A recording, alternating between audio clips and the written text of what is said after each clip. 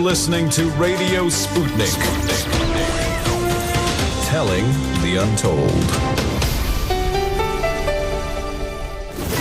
Welcome to the Open University of the Airwaves with George Galloway. Only on Sputnik Radio.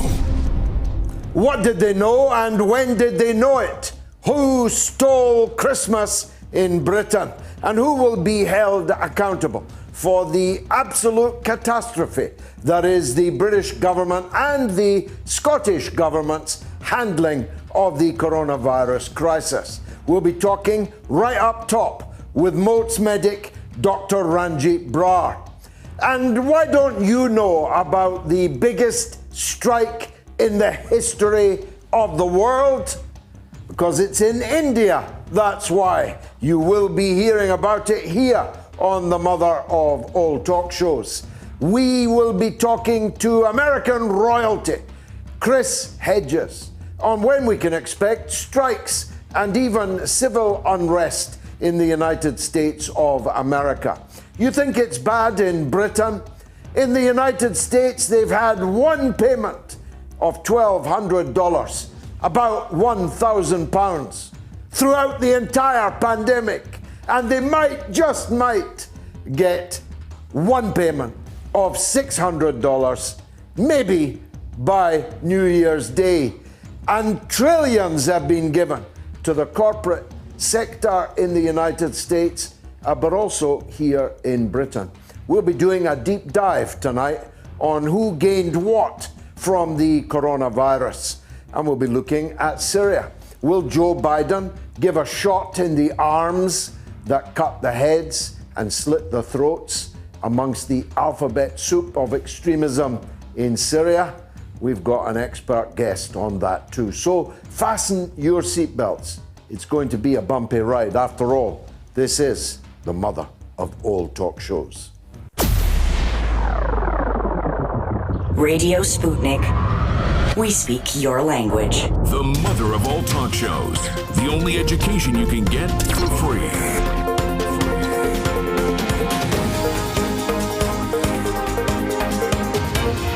George Galloway. This is Radio Sputnik. And this is London, Lockdown London, about which more later. But coming to you, of course, right across the world, thanks to the wonders of the internet and SputnikNews.com. We're on FM in crystal clarity in the Washington, D.C. area of the United States of America. Donald Trump is a regular listener, I understand. I hope he's listening tonight. And on AM right across the United States, from burning city to burning city, and around the world on the aforementioned SputnikNews.com. If you are one of the more than 500,000 people now who every week watch as well as listen to the show, then please listen to this. If you are watching on Facebook, whether my Facebook or RT's multiple Facebook pages, please, right now, share with everybody on your contact list. We need to reach 1 million people steady every week before we'll be satisfied here on the mother of all talk shows. Hundreds of thousands, many hundreds of thousands, is just not good enough so far as we are concerned. Of course, algorithm keeps interrupting our flow, but we get over it. And we can get over it very fulsomely if you'll help us with that by sharing with your friends and contacts on Facebook. You can watch also, of course, on YouTube. If on my YouTube channel, please do subscribe. But you can also watch on RT's multiple YouTube channels. You can watch on Twitter and on Twitch. Sadly, not on Instagram this evening for entirely banal and practical reasons. My apologies if you are one of our regular viewers on Instagram. Who knew what and when? It's an age-old question, but it is the question now on the table in front of the British government so far as British public opinion is concerned. I want to deal with when first, because when has everything to do with just how culpable our governors are to the theft of Christmas, the scrapping of Christmas, the destruction of Christmas. Not just Christmas, but all the millions of plans that were laid. Well, there's two different stories. It depends who you believe. There's Valence from the scientists, or there's Mike Hancock, the health minister. Tony Hancock, I call him. I call him other things, but I can't on air. Listen to what both of them said, not 24 hours apart. Chris. So the new variant was first thought to have occurred sometime in mid-September in London or Kent, and by the middle of November, about 28% or so of the cases in London and the southeast, and slightly lower in the east of England, were due to the new variant. So it had grown rapidly. By the week commencing the 9th of December, these figures were much higher. So in London, over 60% of all the cases were the new variant. On Friday, when we were presented with that new scientific evidence about the new variant, it was our duty to act. And you know, from being presented on Friday afternoon with just the strength of how easy this new variant finds it to transmit from one human to another, we acted very quickly and decisively. Well, who's lying and why? It is not, surely, remotely credible that the chief medical officer knew of a new variant of the coronavirus 19 in September, but Britain's health minister didn't know about it until Friday afternoon. Why is that important? Because that means the government didn't need to have told us on Wednesday of last week that it would be, and I quote the Prime Minister, inhuman to cancel Christmas only 3 days before actually cancelling Christmas. And it cannot be because of a new variant, a mutation of the virus, because if it were, we would have locked down last September, or last October, or last December, not a couple of days before Christmas. So which one of these august individuals, well, one of them is august, and I tend to believe him. Valence says September. Hancock says Friday. Who do you believe? Who's responsible for this catastrophe? London yesterday experienced the first mass evacuation of the population of London since the Second World War. You couldn't get into the railway stations because the government gave a few hours' notice that after midnight you will not be allowed to leave London, neither enter it. France has now banned all travellers from Britain. The Channel Tunnel is closed. 1 million, 10 million, 20 million Christmas dinners have just been ruined. Families that had been apart for more or less the entirety of this year thought that they were coming together for 5 days for a Christmas reunion until they weren't at a couple of hours' notice. Who is responsible in government? You see, in the United States, which has performed even worse than we have performed, although both of us are the two worst performing in the entire world. Just contemplate that for a minute. The United States and Great Britain, that go around the world invading and occupying other people's countries, that are never done telling other people how they've got to run their countries, how unacceptable their governance is. We are the two worst countries on the earth, both run by blonde idiots, one the most educated fool in Christendom, and the other, well, at least he has the alibi of literally being an uneducated idiot. These two men have given away trillions, capital T, trillions of dollars and pounds to the corporate sector, in the case of the United States, whilst giving their own public one payment of $1,200 right at the beginning of this pandemic. How have people lived? How can you possibly live on one payment of $1,200 at the same time as Trump threw $3 trillion to keep the stock market up, to keep the corporations' bellies full long enough to get re-elected? It didn't even work. But we found £3 trillion here in Britain after a decade and more of austerity, when we were told there was no magic money tree. We had to live grinding year after year after year after year after year of poverty because of austerity, because we had to balance the books. We found $3 trillion also. In fact, some of that is one of the reasons why we're now having no Christmas dinner, because we were told to eat out to help out, and the government paid for half your dinner.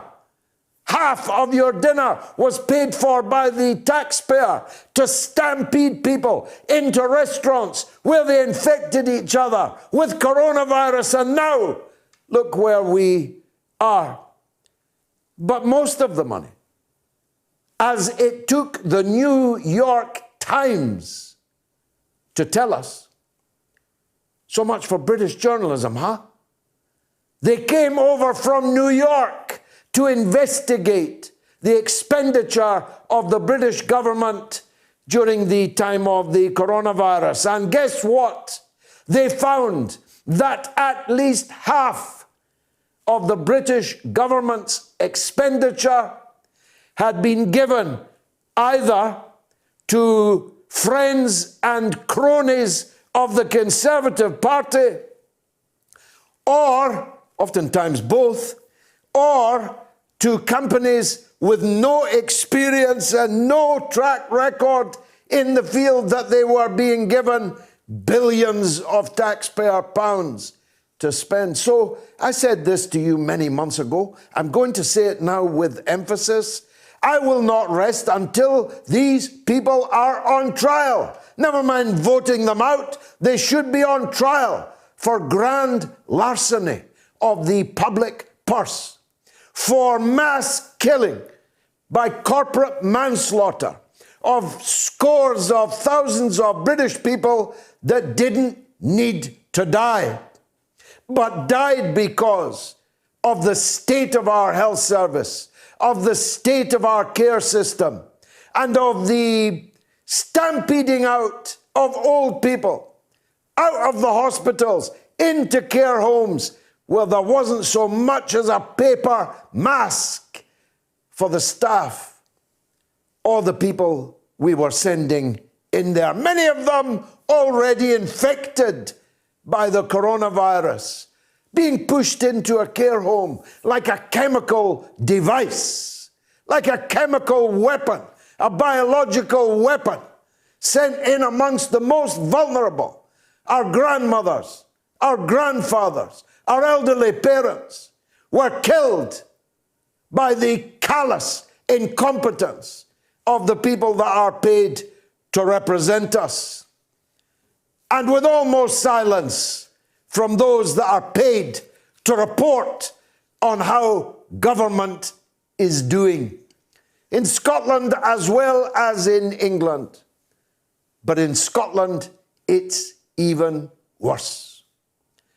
Nicola Sturgeon has just made a grand pronunciamento that no one can come into Scotland, even though there is no border between Scotland and England. And Scotland is an integral part of the United Kingdom. Even though the Act of Union itself described us as inseparable, indissoluble, she's banned people from going into Scotland. Well, everyone, I can assure her, except me, because I'll be driving across your non-existent border tomorrow. Count on it. And you will not stop me. But her mentality is, and the mentality of her knuckle-dragging supporters is, keep out the English, but Scotland is doing worse than England, worse than Boris Johnson. Imagine that. Whilst every liberal journalist and commentator in England has constantly pumped out the precise opposite of the truth, that Scotland is doing worse than England. As a matter of fact, given we have only 5 million people in Scotland, and our country is truly vast, taking into account the density of our population, we should have been one of the best in Europe. But actually, we are the worst in Europe. They're always telling you to look at Denmark, but Denmark has done 10 times better than Scotland on the coronavirus. So who's going to pay for the catalogue of incompetence, for the killings in the care homes, for the catastrophe of the PPE shortage, for the failure to learn anything from their own mass exercise just a couple of years ago? An exercise predicated on an outbreak of a coronavirus. Who's going to pay? Who's going to pay for the catastrophe in the hospitality sector, where you can, until today, you could ram in your thousands into a shop, but you could not sit in carefully controlled, coronavirus compliant pubs and restaurants? What's the logic of that? What's the thinking behind that? Who's going to pay for all the destroyed small and medium-sized businesses that this catastrophe and its mishandling have cost? Because one thing will not be acceptable to Britain's small and medium enterprise sector, to Britain's middle class, is that all these small and middle-sized businesses go bust and are then bought up at fire sale prices by the biggest corporate interests who've been bankrolled, fantastically bankrolled by the state throughout this crisis. We have changed the order of business tonight.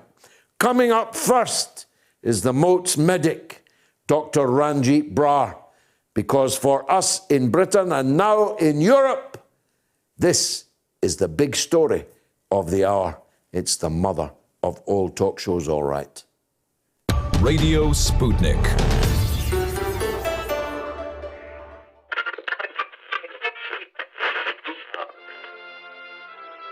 This is a Christmas public service announcement from the UK government.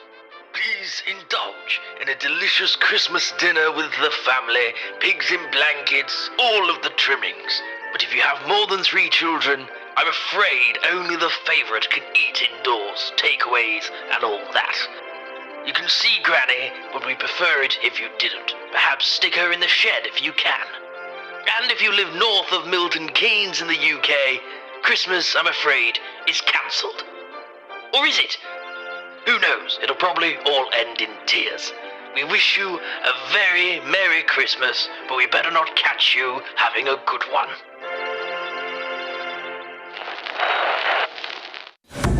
Sputnik has been launched to give you a closer look at everything happening in the world. Radio Sputnik, telling the untold. The mother of all talk shows, with George Galloway. The world is our classroom, and you're welcome to sit in and join the seminar. So here's the first poll of the evening. Who is responsible for cancelling Christmas? A, the government that cancelled it. B, the opposition that demanded it. C, the public, whose behaviour, according to some, has contributed mightily to the situation we are now in. You can vote on my Twitter feed at George Galloway, blue tick. Here's the numbers, because you'll no doubt want to have your own say, perhaps when Dr. Ranjeet is on the line. If you're in the UK, it's 02077 982 255.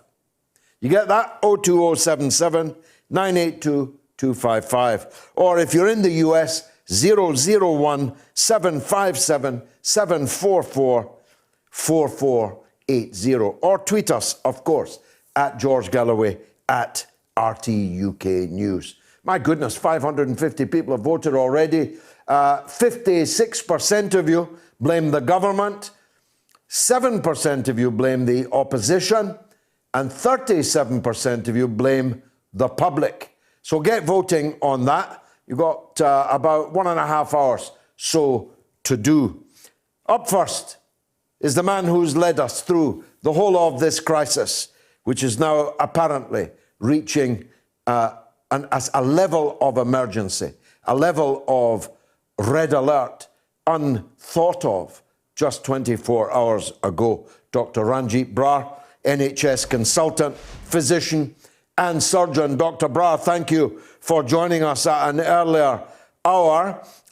This all came as a big shock to me, not least as someone moving house this weekend who no longer has anywhere to sleep in London and intended to drive in the early hours to Scotland, only to be told I might actually be stopped at the border. So it was a big shock to me. How much of a shock was it to you?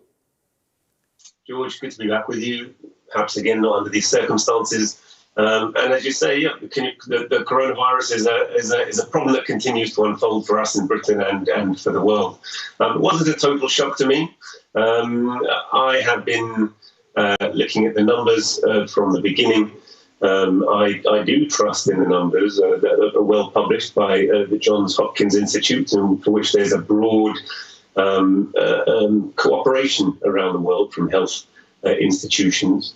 And it's been very clear that, with the exception of those countries that adopted very aggressive health measures immediately, and I go back again and again to the Chinese example as being the preeminent one, where they have essentially eradicated the virus, where they recognized just how contagious a virus they were dealing with.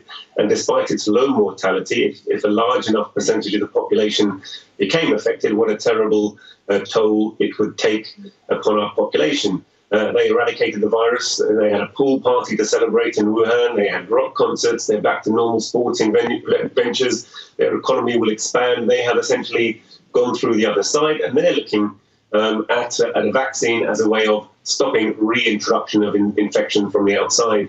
It's been a very different story in Europe, which rapidly became the epicenter of the pandemic.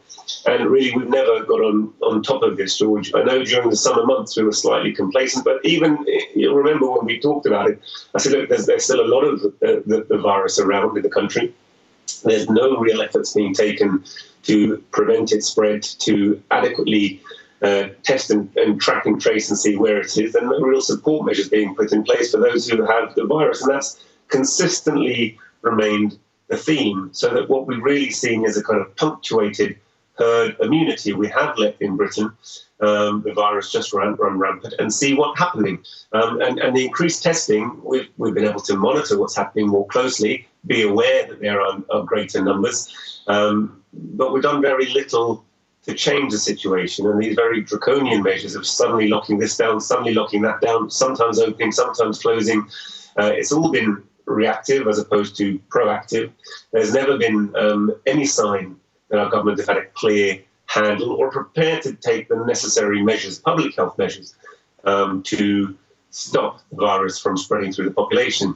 In terms of the actual spread of this new variant, it's not new that we have new genetic variants. There are probably more than 4,000.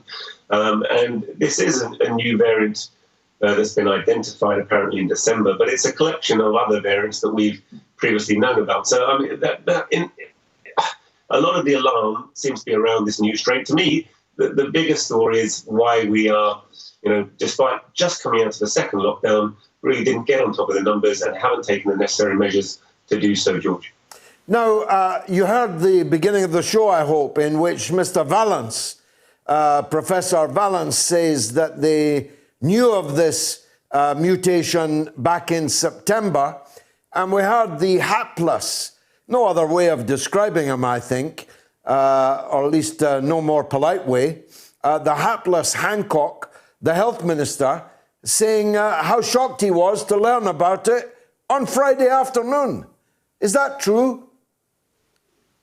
Yeah, I would tend to always go with the scientists on this one. That you normally find after the event that they were telling the truth and the politicians weren't, including Sir Patrick Vallance. So I personally didn't know of this particular strain. When it was first announced in the House of Commons that they were dealing with a new strain, I thought this was old news, really, because we've been dealing with lots and lots of different strains. We talked a little while ago how a certain variant, the G614, as opposed to the D614, was a mutation within the spike protein of the coronavirus, and that essentially had become the pandemic because it was slightly more infectious, and as a result was propagated far more widely. And similar things are likely to continue to happen.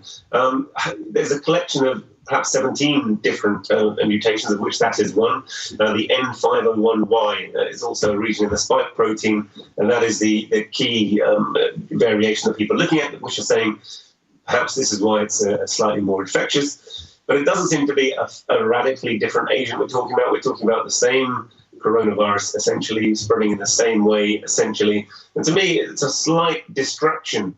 I really don't think it's the essence of the story. The real story as to why we're facing these rapidly increasing numbers is that the measures simply haven't been taken to socially isolate, to support people when they have the virus, to actually ensure that they're not going back into a position where they're going to spreading it to the rest of the population. And all the measures that were taken, draconian as they were, didn't go through the NHS. Huge amounts of money went to private companies who did an inadequate job, who didn't share data. No social space was made. I mean, we've given huge amounts of money to keep the private health sector open. Otherwise, it would be completely decimated and empty during this time. But we haven't, for example, used those spaces or other hotel spaces to take everyone who's positive and put them in a situation where they're supported, their health is monitored, they're fed, clothed, watered socially until they're definitely negative before they're allowed to return back into the community. Those simple kind of measures which could have stopped this really getting so out of control were never taken. No intention was ever made to take them. 450 billion probably has been spent by our government bailing out big businesses in the time of massive economic crisis. But very little really has been done to get a grip on the basics of healthcare in terms of preventative medicine that could have averted this situation, George. I'll tell you what, I take your point about a distraction, but the reason why I accentuate it, the timing, is this, that we didn't need to wait until last evening to cancel Christmas, to cancel all these elaborate plans that people had made, if the basis of that decision was known well in advance of last evening. I think that's true, George. I think even without a new variant, let's say the new variant was known and that's their basis and that's the truth, then definitely that's the case. But even without there being any new variant, looking at the numbers, it's been very clear that the last lockdown, in which people went to school, people went to work, businesses were increasingly exempt, in which we know that only about 5, maximum 10% of people who were diagnosed were actually able to isolate. We know that the areas where there's highest spread are the areas where the people are more likely to be from the poorest sections of society, poor working class, unable to isolate, unable to stop working, involved in healthcare, involved in frontline services, involved in construction industry. Those are the areas which have been most affected and continue to be affected. So that as we came out of the November lockdown, actually it was very clear that the numbers were slightly damped, but very rapidly, within a week or so, we're on the increase again, and we're really back to the situation we were pre-November lockdown. So, yeah, it was absolutely clear to me that the situation was not going to be good for Christmas, that if people did go all over the place for Christmas, then we're going to see a big spike, as they have done around Thanksgiving in the North American states, and particularly in the United States and Canada. So I think it was I had made certainly arrangements initially to go and see my own parents, a large family gathering for Christmas, and in face of what was happening with the numbers and the fact that they haven't been vaccinated and they're still vulnerable, we had decided amongst our own family group not to do so. So this hasn't changed our plans, but it was clear to me that the guidelines could have been different earlier. There's been some snap polling.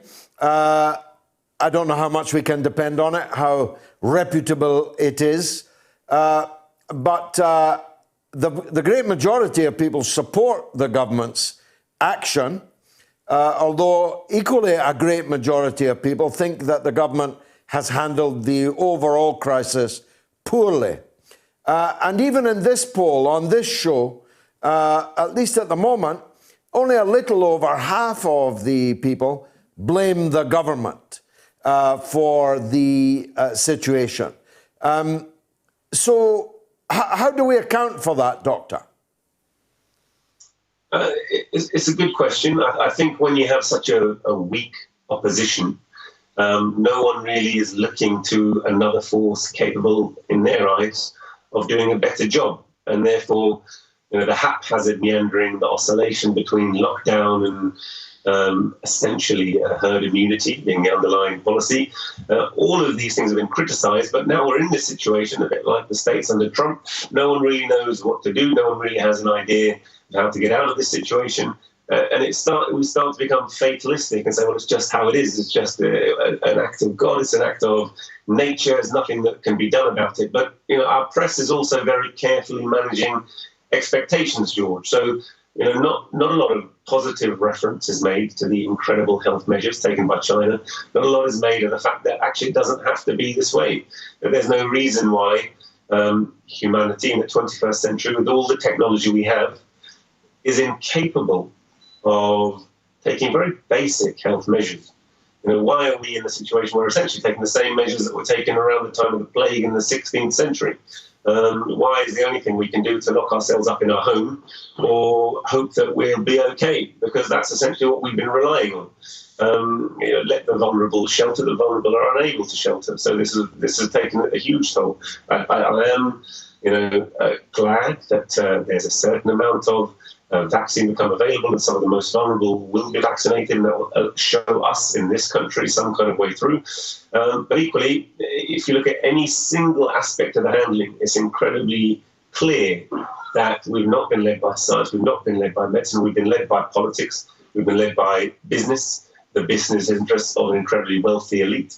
And as our government is so closely aligned with those interests, you'd think people would more readily draw a straight line between blame and them. Certainly when you look at the handling of a socialist country, socialist states, and the way in which they have had an ethos which goes to the heart of their handling of this as other crises, in which they respect human life, when there's a sense of all for one, one for all, looking after the greater good within society, and that they've been a far lesser toll on their economy, on their health, when they've pulled together and got through it. What we can see in our country is we've got incredible disparity of wealth, incredible inequality, that the poorest have been hit hardest, and that is reflected along a range of statistics.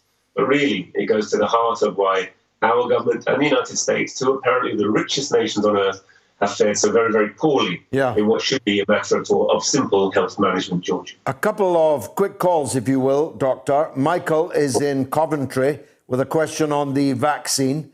Michael, welcome. Thank you, George. Go ahead, sir. I have a couple of questions for the doctor. I've read an awful lot of comments, obviously, on Facebook comments and things like this, that I know Pfizer is not a very reputable company. Many disasters have taken place with them, and apparently if there's any problems, they take no responsibility for it. But one thing I read in particular was that the vaccine has to be kept at a very, very low temperature. Yes, minus 75, yeah. Yeah, why is that necessary? That's my first question. And the second is, I read somewhere, okay, it may well be a dodgy conspiracy theory thing, but that it was coated to keep that temperature with a fluid which is actually made up of nanobots. Now, that might sound like some nonsense, I don't know, but that these would spread about your body and they would feed information back to the centre or whatever. Is there any truth in that? Well, I'm sure that the doctor will concur. That is a tinfoil hat conspiracy theory. So I'm not going to ask the doctor to waste time on that. But on your first point, I'm sure he will have something to say. Doctor? Well, I'm happy to address it all, George, because those are the things, unfortunately, which are circulating and which do cause people so much worry. So on the first point of minus 70, it's simply that the chemical structure, which is an RNA and messenger RNA, so ribose nucleic acid structure, its complex structure is relatively fragile at room temperature. Of course, it exists in our own body at room temperature, but within the nucleus of our cell, we have a large number of enzymes dedicated to increasing its stability and repairing it. Of course, that's not the case. This is just in a chemical structured form, and so the temperature is necessary to keep it stable. And this is not a normal technology for a vaccine. It's relatively new. It is still not known to me why Moderna, who have a similar vaccine, are able, however, to store theirs at minus 20 or minus 30, still very cold, but not as cold. So that essentially is the reason for the temperature. In terms of the technology, now, in order to get that mRNA into the cell, it has to be delivered to the cell. And essentially, all of our cells have a lipid bilayer. So they have a kind of structure which separates the inside of the cell from its outside environment. And essentially what they've done is they wrap up the mRNA, which is just the code for the spike protein, so that your body can make the spike protein, so it can show your immune system, so you can become immune to it. They wrap that up into a similar bilayer, which essentially then is able to fuse with your cell's bilayer. And they call that, nanotechnology. Nanotechnology because they're using molecular size, basically a smart design of a chemical molecule. In a way, all drugs can be described as nanotechnology. They're smart designs of small molecules in order to perform a function. And that nanotechnology has confused a lot of people. People imagine there are these small robots inside you that march around and alter your function, and that's not the case. And certainly the real conspiracy, which is a very, very strange one, is that somehow within that there is some method that it interacts with the 5G network and transmits information or controls you. That really is, as George says, kind of total tinfoil conspiracy, and really just kind of the black and grey propaganda, the totally negative false stories put out to make you anxious and worry you. Often that was previously directed at the Chinese, and they said the 5G network was something the Chinese were installing. It was an integral part of anti-China propaganda that was going around and being actively propagated, I think, by the Western intelligence services, particularly in countries like India, Bangladesh, where there's a tremendous level of hostility being fostered in order to advance the kind of geopolitical aims of Western governments. But there's no scientific truth in that, and that is not a reason to be worried about the vaccine. Michael, thanks for the call. Christopher is in Hong Kong. Christopher, are you there? I am here, George. How are you this evening? I'm wonderful. Thank you for calling. Ask your question of the doctor. Okay, it's not so much asking a question. I'm quite keyed up on events, be they in Europe or down here in Asia Pacific. Okay. What I'm highly alarmed about is expectation management in the UK is ghastly compared to information we have here in several Asian states, some of the largest actually, including Japan, South Korea. I mean, it's always been acknowledged that we would have an uptick in the pathogen in the winter months, which we are now in, which is now happening. That this may put pressure on hospitals. So, of course, efforts are made to keep a lid on the spread of the pathogen, which has proven extremely difficult to eradicate, as New Zealand's also finding out again this weekend. But the fact remains, in the UK, we had this build-up, there's going to be Christmas, there's 5 days for Christmas, and yet in Asia, many of us who booked flights to actually come home for Christmas to the United Kingdom, all these flights were cancelled at the end of November.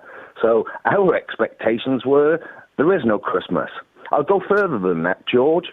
In Hong Kong, public celebrations for the Chinese New Year have already been cancelled. So there's a difference in expectations. The reality is we're having a very good point. Crisis. A very good point, Christopher. If we'd known there wasn't going to be a Christmas, then we would by now already have reconciled to it. The thing is, we thought there was going to be a Christmas until last evening. Doctor?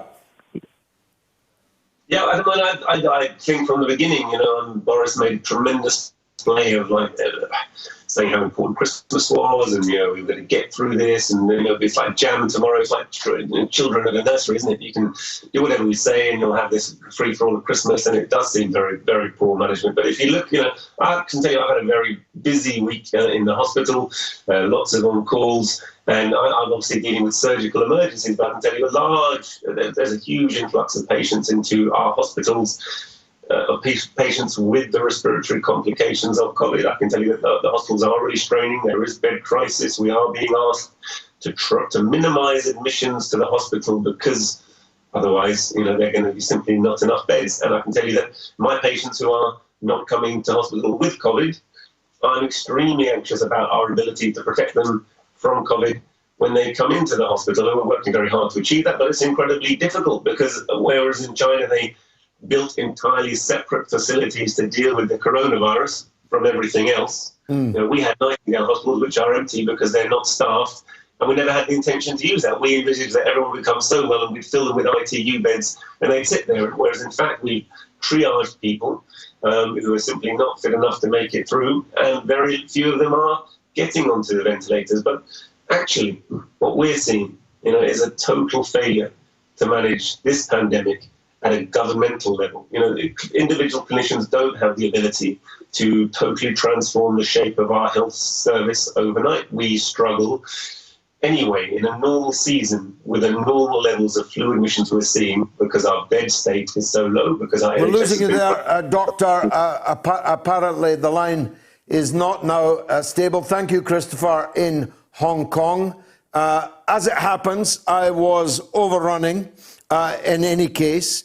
I want to turn now to Syria, to Akeel Hanano, who is a political commentator, professionally a commercial pilot, moved from Syria to the United States in 1985 and has been self-employed since 1990. He's very active in the Arab American community, and after 9/11, of course, like anyone who could communicate, was dragged into communicating the views not just of the Arab American community, but the Arab world as a whole. Appeared on CNN, Fox, ABC, and so on. I'm hoping that we've got him.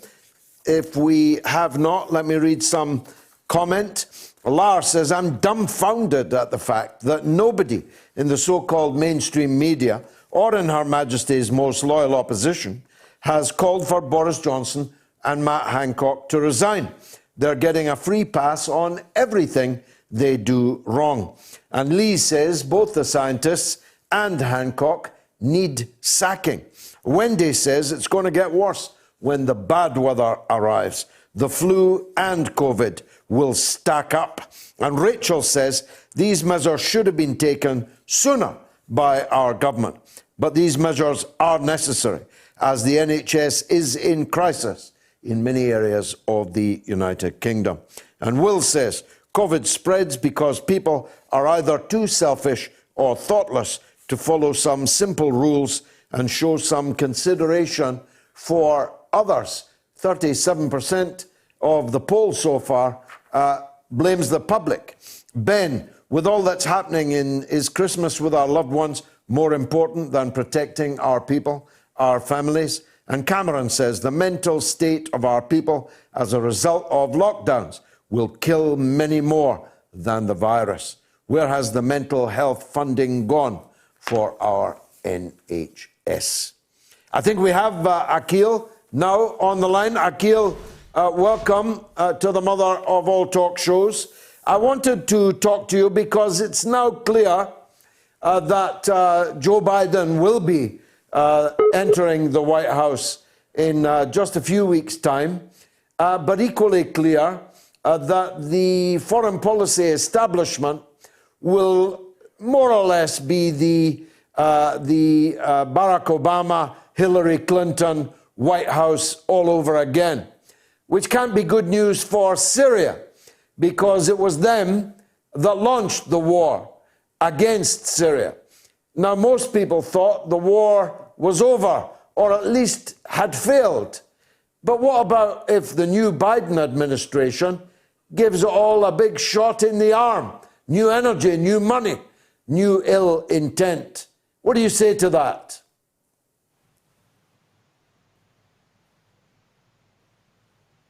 We have lost our guest. My apologies for that. I thought he was looking rather unanimated. He's back. Akeel, are you there? Yes, sir, I am. Did you hear my question? If so, kindly respond. If not, I'll restate it. If you don't mind restating it, please. The Biden White House is going to be basically the Barack Obama, Hillary Clinton White House revisited, certainly in their foreign policy establishment. And I was making the point that that can't be good news for Syria, because it was that White House of Obama and Clinton and Biden that launched the disastrous war against Syria. Do you think there's any danger that Biden will try and kickstart the war? Well, to be honest with you, we in Syria do not find any difference between Republican president or Democratic president. They both were aggressor and imposed all the embargo and started the war, as you stated in your introduction to Syria. So we are just waiting to see the new plan, and then we will deal with it accordingly.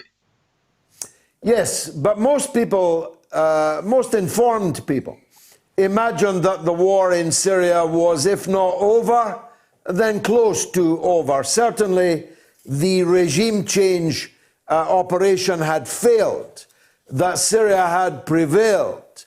Syria and its allies had been victorious. Is there any reason in your mind for doubting that now? No, I don't think the war was ever over. The war changed its face from military war to embargo, economic war. People are starving, and the war still continues. We still have a part of northern Syria, which is occupied by American, Turkish, and then the Kurds, who are an ally of the American, and then the Free Syrian Army, who are the ally of the Turks. And as you know, northern Syria is the food baskets of the Syrian, and plus all the oil wells are over there. So we being suffocated slowly, but the war is still going on. It's just changed its face. And I really don't anticipate any changes in the policy of Biden towards Syria. As you said, it might take a stronger sanction, but I think once they reach or they start negotiating with Iran and Russia, we will get some benefit out of those negotiations between the superpower and the area superpower of Iran and Turkey. What's the morale like inside the country now as we approach Christmas? There are many, many Christians in Syria. It's the best place in the Arab world to be a Christian. Unless, of course, you're overrun by ISIS and Al-Qaeda. But if you are living in a government area, then it's the best place to be a Christian. Christianity is cherished and protected by the other faiths and by the government. Are people, how is their morale? Are they depressed or are they determined? Well, they are depressed and determined. It's funny to say that and combine those two descriptions in one, but it is the reality. They are suffering. I mean, we have shortages of fuel, we have shortages of bread, we have shortages of food. The dollar now reached close to 3,000, I think, or to 2,500 Syrian pound after it was 50 before the war. But the determination is there. I mean, we fought for 10 years and we're not about to give up right now. And we know that the end is near. Hopefully the end is near and our army is standing fast and it's going to end soon. I anticipate the end will be within a year from now. How do you view, or maybe you don't have time to view, maybe you're fixated on saving your own country. That would be understandable if you were. But if you do, how do you view the apparent collapse of the Arab camp in relation to the Palestinian issue? The Gulf satrapies were one thing, normalizing relations that have been more than normal for a long time, secretly. But when a country like Morocco, a big country, with not an entirely free, but with an opposition, with trade unions, with newspapers, with civil society, and a big population, and a long history of standing beside the Palestinians. When they announced normalization, do you think that will stick? How do you think that feeling is now spreading in the Arab world? I think we have to differentiate between the Arab masses and its leadership. I see and view Morocco deal with Israel is the same way the Egyptian deal with Israel. The government has normalized relationship with the occupation entity of Israel, but the population did not. I mean, recently, last month, one singer, unknown singer, took a picture with another Israeli singer in Dubai. He was boycotted, kicked out of the union. He has been banned from any commercial or singing. That's the masses feeling toward Israel. We have a right and we are on the just side. We are not asking for something that does not belong to us. We have occupied land. We have aggression from Israel all over the Arab world. And I think this status we are in right now, it's a work which has been going on for a while. I mean, it started with Camp David. And then it started with the war in Lebanon, and it continued. And I think now the opening of the relationship and the normalization of the relationship with only the kingdom and the emirates of the Arab world, it's the right time for them because we are too weak to even object. We are surrounded by war, civil war, and outside war on our country, being Iraq or Syria. Egypt is suffering of food shortages. And I mean, we are in chaos, to be honest with you. But that's the work of the government. And I'm hoping, and I know it's going to happen sooner or later, people are going to rebel against those government and we will go back on the right path. But this is not going to continue forever like this. And this peace treaty they are signing with United Arab Emirates and Bahrain and Morocco, this is a temporary thing. It will end by the end of their reasons. Well, an Abu Dhabi prince just bought 50% of an Israeli football team. These are remarkable things. I knew the late ruler of the UAE very well, Sheikh Zayed, God rest his soul. Sheikh Zayed must be turning in his grave at the actions of his sons. That's the problem with these autocracies, isn't it? Absolutely. I mean, those kids has been sent from high school on to the West, and they studied over there. I've been, brainwashed over there. So when they came over, now it's the time to use them as they have taught them. And this prince buying this sport team or buying that, this is an order giving to them.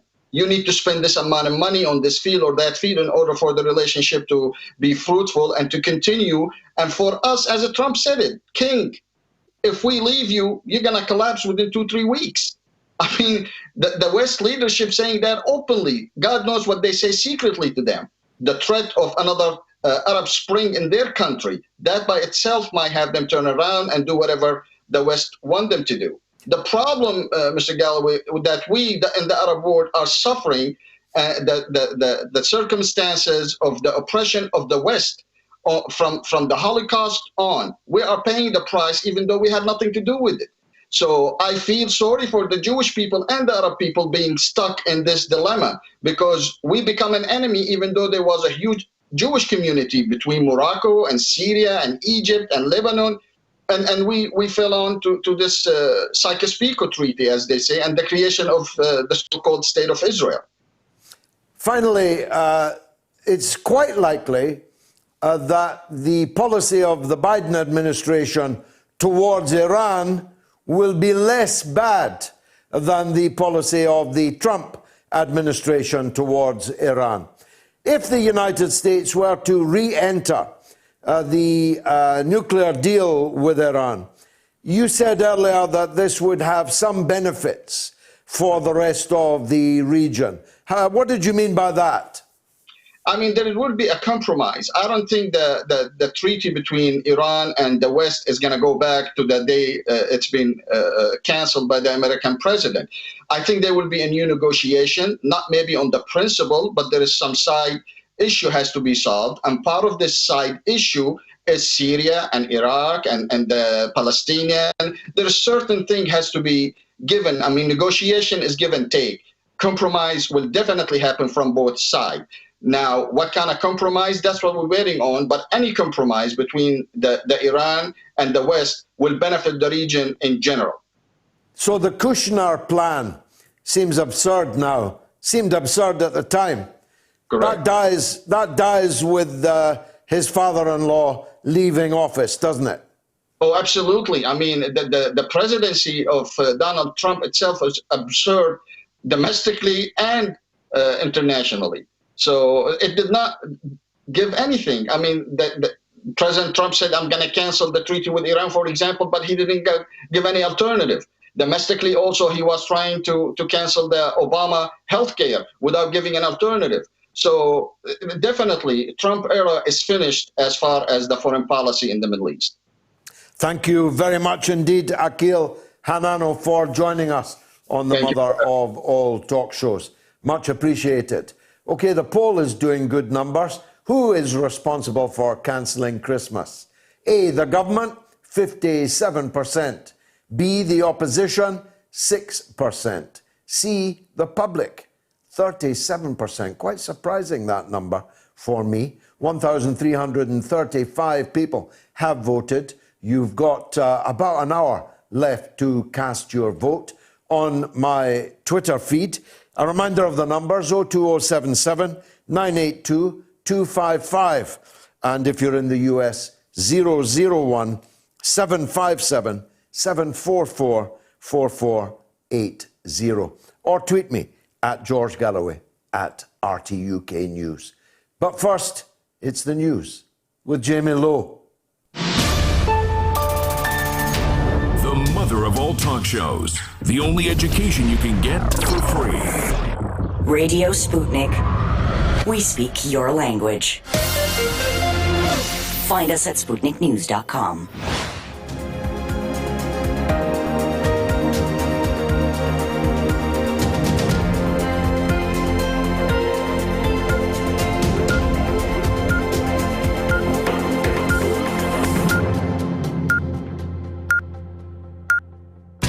Radio Sputnik News. Ireland, France and Germany are expected to ban travel to and from Britain over fears that a new and mutated strain of coronavirus could spread. It comes following Italy, Belgium, the Netherlands and Austria banning of flights from the country. Britain's Health Secretary Matt Hancock said that a new strict lockdown in London, the south east and east of England could last for months.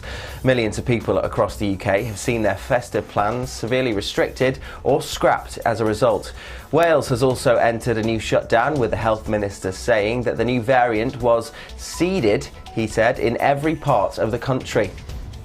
Labour leader Sir Keir Starmer said his party supported the latest restrictions, but he accused Prime Minister Boris Johnson of gross negligence in failing to act earlier. The UK government's stop-start COVID restrictions will cost retailers a further £2 billion a week in lost sales, according to an industry group. The British Retail Consortium said it recognised the government had difficult decisions to make to stop the spread of COVID-19, but it said placing large parts of England into tougher Tier 4 restrictions was hugely regrettable. Under the new Tier 4 rules, all but essential shops in South East and Eastern England, including London, have been forced to shut just as the retail sector gears up for the key Christmas trading period. Australia's most populous state has announced new restrictions for the Greater Sydney area in an attempt to contain a growing outbreak of COVID-19. Household gatherings will be capped at 10 people and hospitality venues at 300 until Wednesday. Residents have already been told to stay at home. The new cases were found in the city's Northern Beaches area, which entered a 5-day lockdown on Saturday. Since then, Sydney residents have rushed to leave the city ahead of Christmas. Thousands have travelled from the city in New South Wales to the neighbouring state of Victoria. In response, Victoria will close its borders to residents of Greater Sydney and the New South Wales Central Coast from midnight. People will then face a 14-day quarantine. The Army General in charge of distributing COVID vaccines in the United States had admitted he failed over the initial number of doses promised to states. General Gustav Perner, the head of Operation Warp Speed, said he took personal responsibility for the miscommunications to state governors. More than a dozen states have expressed alarm at a cut in the expected number of doses. The Pfizer-BioNTech vaccines are being rolled out following approval, and a Moderna vaccine is now also approved. The US has registered more than 17.5 of the 76 million infections confirmed globally since the pandemic began, along with the 315,000 deaths. Both are the highest numbers in the world, according to the Johns Hopkins University research. There will be no post-Brexit trade deal between Britain and the EU unless there is a substantial shift from Brussels in the coming days, according to a British government source. It is understood that there is likely to be a decision before Christmas on whether or not a deal can be reached. The two sides have been in negotiations about how many years it will take to phase in new fisheries arrangements. But an EU source said this was not only the remaining issue left to resolve. The source said talks are stuck not just with fish. The UK has other demands and the level playing field is not sorted. The level playing field is a trade policy term for a set of common rules and standards that prevent businesses in one country gaining a competitive advantage over those operating in other countries. Whitehall sources say it is increasingly likely that the UK will end its post-Brexit transition period without a free trade agreement with the EU, meaning that on January the 1st, the two sides will rely on World Trade Organization rules to govern exports and imports. Britain's prosecution service has said there remains a realistic prospect of conviction for Harry Dunn's alleged killer, despite a High Court ruling she had diplomatic immunity. Dunn, 19, died when his motorbike was in a crash with a car near RAF Croughton, Northamptonshire in 2019. The suspect, 43-year-old Anne Sakoulis, later left for the United States on diplomatic immunity grounds. Sakoulis, whose husband Jonathan worked as a technical assistant at the RAF base, was charged with causing death by dangerous driving in December, but an extradition request was denied by the US in January. Police in Nigeria say they've rescued at least 84 school children who were abducted on Saturday. They say the children were seized by gunmen as they returned home to Mahuta village after taking part in a religious ceremony. The children were released following a gun battle between the abductors, security forces and local vigilantes. It is the second mass kidnapping in Nigeria's Katsina state in just 8 days. Paul McCartney has officially released an album that he recorded during his time in quarantine. McCartney 3 is the former Beatles' 18th solo album. The album was released on Friday and features 11 new songs. The 78-year-old McCartney plays all instruments and sings all of the vocals, just like 2 previous solo albums. In addition to the album, McCartney released the first music video from the project for the song Find My Way. And finally today, are you looking for a last-minute Christmas gift but still not found the perfect one? Well, how about a home in Italy, yours for less than the price of a cup of coffee? Another set of idyllic Italian village cottages are up for sale. It's all part of the bid to breathe new life into the remote rural locations that have been quietly dying off. Town authorities wanting to attract new residents have been offering cut-price housing or subsidised living to entice them. But this is a little bit different. In the regular schemes, buyers generally have to put together a proposal for what they'll do with a property and lay down a deposit that will be refunded only if they finish the renovations within a specific time. However, business partners Nicolo Bolla and Alessandro Barber have set up a new website that aims to list houses available from €1 from all over the country. Now, if you're wondering what the catch is, why would anyone sell their home for the price of a cup of coffee? Well, it's because they can't be bothered to pay the tax on a home they'll never renovate, says Bolla. The benefit for the sellers is simple, he says. The houses have been sitting there for a while. The owners are paying property tax, he added. Not sure how I'd stuff an Italian cottage into a stocking, but there we go. That's the latest here on Sputnik News. I'm Jamie Lowe.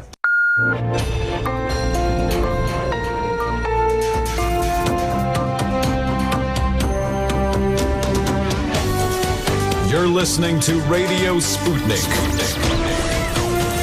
Telling the untold. Welcome to the Open University of the Airwaves with George Galloway. Only on Sputnik Radio. Remember, you can vote on my Twitter feed who is responsible for cancelling Christmas. A, the government. B, the Labour opposition. C, the public. 35% of you blame the public. Very interesting indeed. And you can vote right up to 9 o'clock, more or less, on my Twitter feed on that. From 8:30, it will be solid calls. Your say. How has the government's dramatic U-turn over Christmas and travel and lockdowns affected you? If you've got a story to tell, here's the British number, 02077 982 255. Here's the US number, 001 757 744 4480. Whatever the subject, you've got a full half hour dedicated to you coming up at 8:30. Or you can tweet me, of course, at George Galloway, at RT UK News. Now, as you will have heard me say in my opening remarks, the biggest strike in the history of the world is currently underway and virtually nobody knows about it. Certainly the British TUC haven't made much of it. Neither has any British trade union, so far as I have seen, opined on it. Not a single Labour politician has offered solidarity with it, at least not as far as I have seen. And I keep quite a close eye on all of these things. So why? When there's millions of people on strike, millions with revolutionary demands, why would that not grab your attention? Well, only if you thought that India was not worth bothering about. Well, my next guest is not just an outstanding Indian, and quite frankly, when I hear him, I wish he was standing in the House of Commons along from us here, if not in the Indian Parliament. He is an author, a journalist, a broadcaster, and a super political activist. His name is Vijay Prashad, and I hope he joins us now. Vijay, for the benefit of those who didn't see our interview on my Saturday television show, Sputnik, because this is a much bigger, a much wider audience, just explain what we're talking about here, will you? George, it's great to be with you. I think what you said is very important, which is that nobody outside India seems to be paying heed to this strike. Last year, before the coronavirus struck, the right-wing Indian government, led by Prime Minister Narendra Modi, pushed through in the upper house of parliament 3 farm bills, which are really anti-farmer bills, and 4 labor codes, including a labor code that increases the working hours beyond 12 hours a day. I mean, it's an absolute scandal.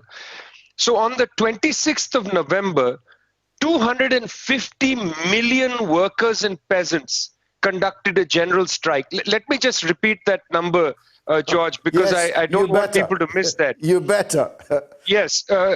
250 million workers and peasants in India went on strike on November 26th. That strike catalyzed a farmers' revolt where tens of millions of farmers first began their revolt on the 26th of November and are quite well into their fourth week of revolt. This revolt by the farmers has taken place across the country.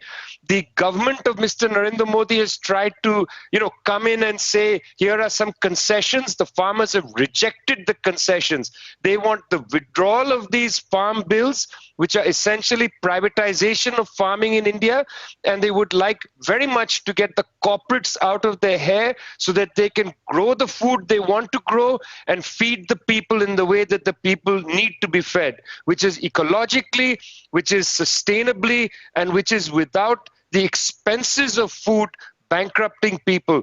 The farmers have received enormous support from the Indian public. The government is on the back foot. That doesn't mean anything because the government in India, like governments in other places, have a lot of tricks up their sleeve, including creating fake farmer organizations to try to divide the farming community. It's not working, George. It's now into its fourth week, might go forward into a fifth week. Let's see where it goes. But certainly, the farmers are not losing their real fortitude in this fight. They have been very militant. Their demands are, as you say, fairly revolutionary. They want to have farming back in their hands. They don't want farming put into the hands of the large multinational corporations. One of the most vivid of the descriptions I've heard you make was when the farmers, millions of farmers, these numbers are difficult for many countries to fathom, when millions of farmers marched into the capital, New Delhi. Tell us about it. Well, you see, right after the 26th of November, when farmers mobilized in particularly the states of Punjab, Haryana, and parts of Rajasthan, as they mobilized on the national highways, the government put police forces, paramilitary forces to barricade the national highways to prevent them from entering. Well, what's interesting is, you see, it's a range of farmers, George, and that's what's important. There are agricultural workers who are landless, some of them small landholders, but also farmers who are mid-sized farmers who have resources. So they brought with them their tractors, they brought with them their sense of confidence. They used the tractors to attach the barricades and just drag the barricades off the national highway. At one particular point, a rather popular actor from the Punjabi film industry and Hindi film industry as well came up to a police officer, and this was, of course, filmed. George, nowadays everybody has a camera. This was filmed at this point. And the police officer told the actor, well, it's time to move off and so on. And the actor just looked at the police officer and said, "Excuse me, sir, let me tell you, excuse me, sir, this is a revolution, sir, and we are not going anywhere." It's a very powerful moment, and it was widely circulated around India to see this popular actor look the police officer in the eye and say, we're not going anywhere. Now, it's important to recognize that a number of police officers and military personnel have joined the farmers. Military people who have been given awards have gone to the government and returned their awards and said, if you disrespect farmers, you're disrespecting us. Because if you believe that we are protectors of India's borders, the farmers are protectors of India's food security. They are protectors of India's food sovereignty. So we are not going to allow you to disrespect them. This is turning into quite a political problem for the Indian government. And honestly, with the government of Mr. Narendra Modi unwilling to budge and making this an issue of great prestige, I just don't see how this is going to go anywhere, but either that they crush the farmers with extreme violence or the government of Mr. Modi is going to have to roll back. And I'm looking at it from a distance, but it looks to me that this is neoliberal reforms being pushed through by a neoliberal darling government whose purpose, certainly whose consequence, would be to consolidate land ownership and big agribusiness as king in India, which might be good for those, nice work if you can get it, but can't be good for the tens of millions of landless people, of small landholders, of mid-sized farm holders. Have I got that right? You see, George, when in the old days, the term reform meant something. It meant that you improve a system, you improve I remember something. Those days. Yeah, I mean, reform was a good word. Now, with the International Monetary Fund, with treasury departments and central banks around the world, they've taken the word reform and they've corrupted it. They talk now about labor market reform. They talk about, the market for agricultural goods need to be reformed and so on. What they really mean when they say labor market reform is all protections for workers need to be withdrawn. And I think this is why international worker solidarity, union solidarity is essential, because what's happening in India has been happening to workers all around the world. And I very much would like to see the Trade Union Council and others in places like the United Kingdom come out in solidarity with the workers in India. But also this idea of reforming agricultural markets, it essentially is a cover. It's basically a cover for delivering the entire agricultural system to large corporate houses, and many of them owned by single families. The family of the Ambanis, for instance, this is a family name that people should get familiar with, or the Adani family, very close cronies of Mr. Modi from Gujarat. The Ambanis, the Adanis, these small families will control the bulk of agricultural marketplaces. That's where the money is made. They're going to control that. And I think the farmers understand, if you allow just a few of these family monopolies to take over the marketplace, they will create a pricing structure that benefits them, that impoverishes farmers, and then destroys agriculture. Nobody, no human being is going to gain if the very means by which we feed ourselves is destroyed. And that's exactly what this kind of policy is going to do. It's extraordinarily myopic. Money will be made in the short term. Agriculture will be destroyed in the long term. Lastly, and I'm grateful for your time as always, Vijay, in Britain there is a bit of a crisis of opposition as well as a crisis of government. To what extent is that also true in India? If one is my age, one remembers the great decades, actually, of the Indian Congress Party's rule, then the upstart BJP, and then the BJP seemed to have the playing field all to themselves. Is that still true, or is political opposition rising too? Well, a number of regional political parties, because of this widespread farmers' revolt, and I must say it's a cross-class farmers' revolt, from medium-sized farmers all the way to landless farmers, regional parties have started to break away from the Bharatiya Janata Party, from the BJP. But I want to caution people that, we do have a difficulty in the world today, in democratic societies, to translate large-scale rebellions and uprisings into electoral gains. This is something you experienced in the United Kingdom, groundswell opinion against the rise of fees when the Liberal Democrats were in coalition with the Conservatives, produced the student movement in 2010. This doesn't automatically translate into the ballot box. And the reason for this is that democratic processes in societies such as India and the United Kingdom have been corrupted. And I'm using a strong word. They've been corrupted by money power. Money power has destroyed the ability for people's voices to be heard in their parliaments. And in India, the BJP commands money power. The Adanis, the Ambanis, and so on, they fund the BJP to the hilt. The last Indian parliamentary election, George, was the most expensive election in world history. More expensive than the election that just elected Joe Biden to the United States presidency. Just put that in mind, that India, such a poor country, had the most expensive election. You buy your way into office. This is not what democracy is meant to be. Extraordinary. Well, stay in touch with us, please, because we would like to hear the end of this story. Let's hope it's a happy one. Vijay Prashad, thank you very much indeed for joining us. Now, the lines are open. We're taking your calls, as I said, through till 9 o'clock. The UK number is 02077 982 255. Don't worry if you've never called before. I don't bite. And the US number is 001 757 744 4480. Or you can tweet us at George Galloway at RT UK News. Let me take a 60-second break. Count them. Radio Sputnik. We are above all the latest developments, and we don't take any sides. Radio Sputnik, telling the untold. Hello, people of Britain. Your Prime Minister here.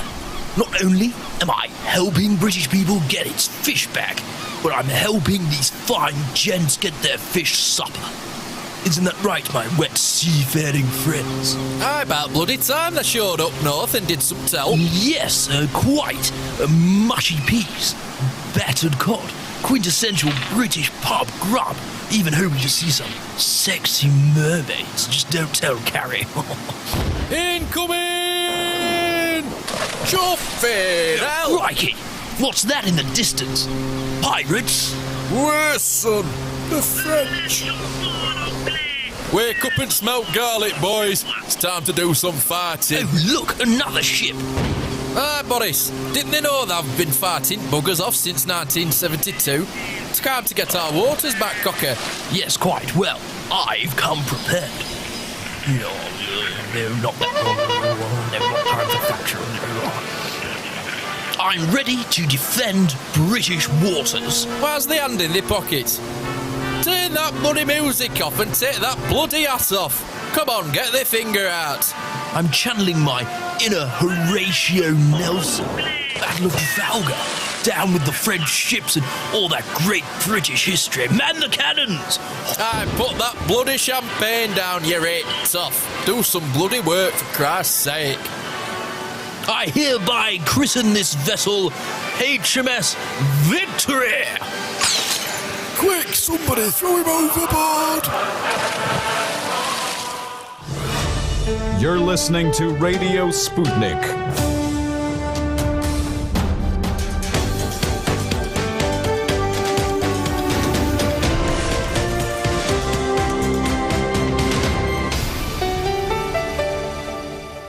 The mother of all talk shows. Join our faculty of legends, contributors, and callers. Everyone is welcome. Well, breaking news. This is really becoming rather serious in the midst of the wrangling over the relationship between Britain and the EU after Hogmanay from the 1st of January. We now have this. A tweet from the Channel Tunnel in the last few minutes says that the UK-France border is to close at 11 o'clock GMT this evening, so just less than 3 hours from now. The last shuttle from the UK through the tunnel is at 21:34, 9:34, just over an hour from now. Access to the UK side of the tunnel is prohibited from 2200 hours, from 10 p.m.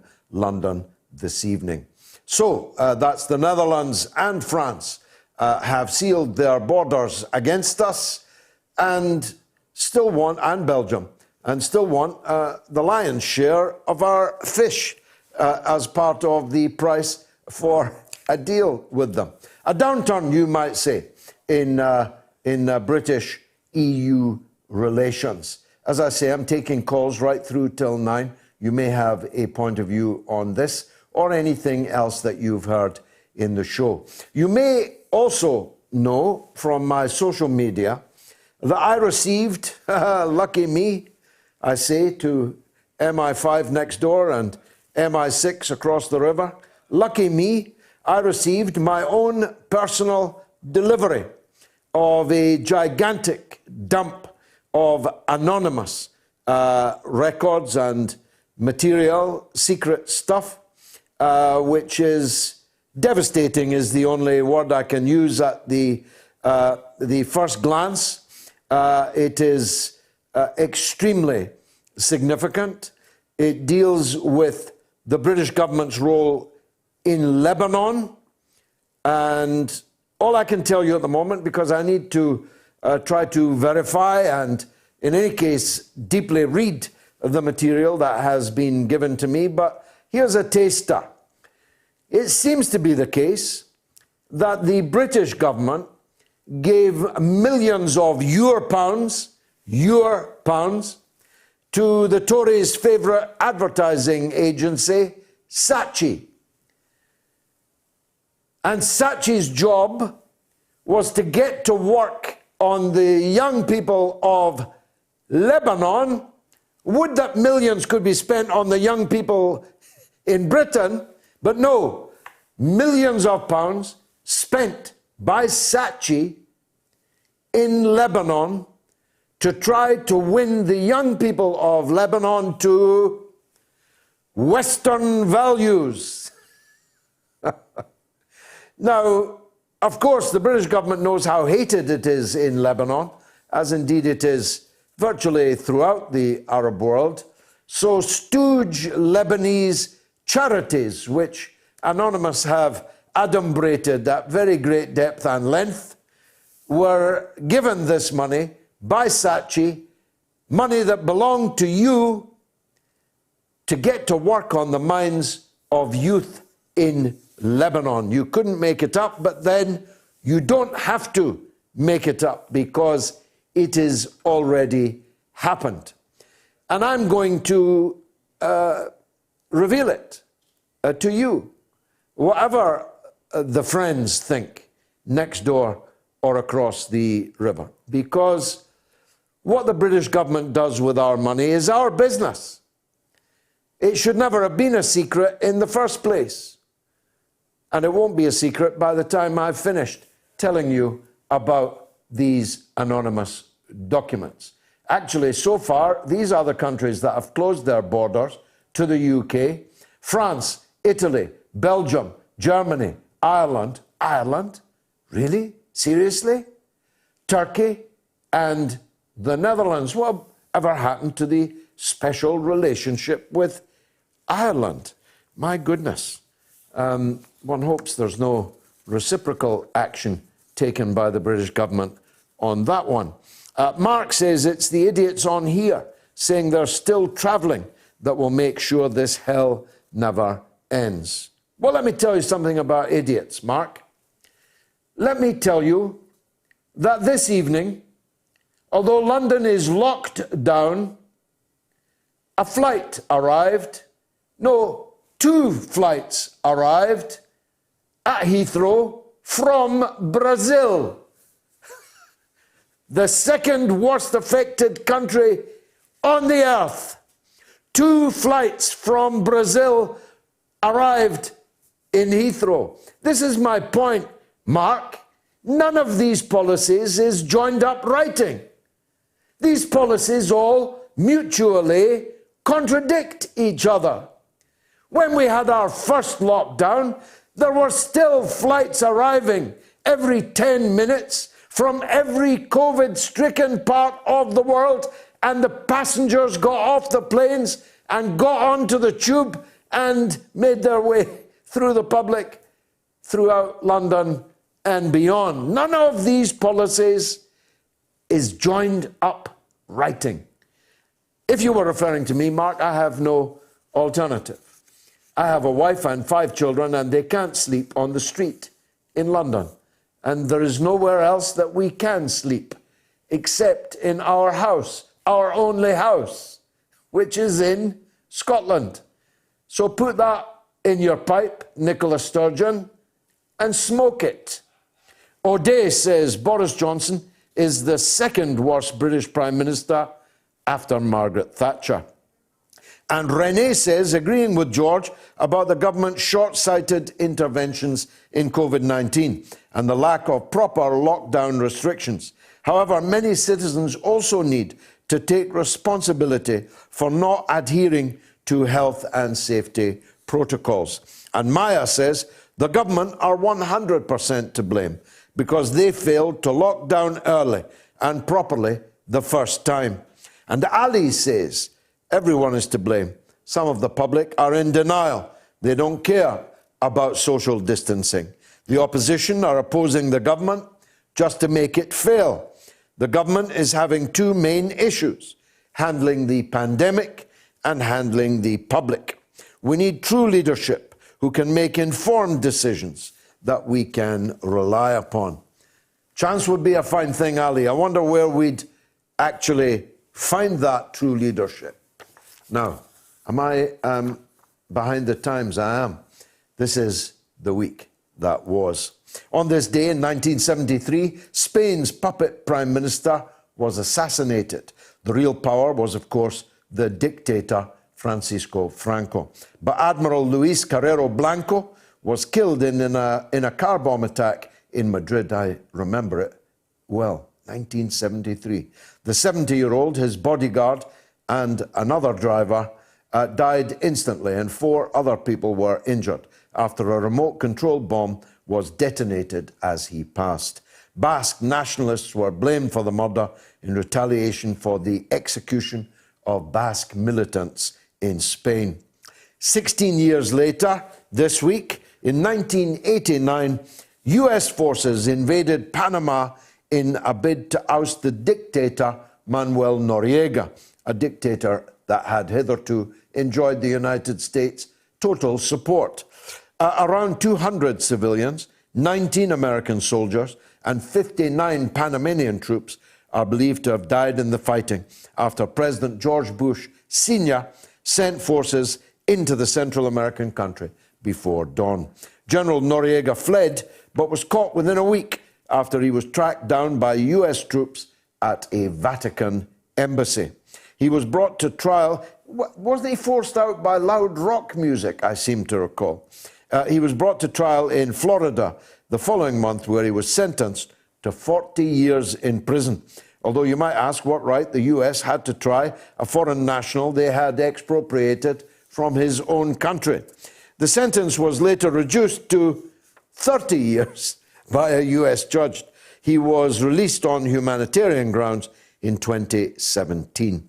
He died shortly after at the age of 83. Now, the Queen will be making her annual speech again on Christmas Day.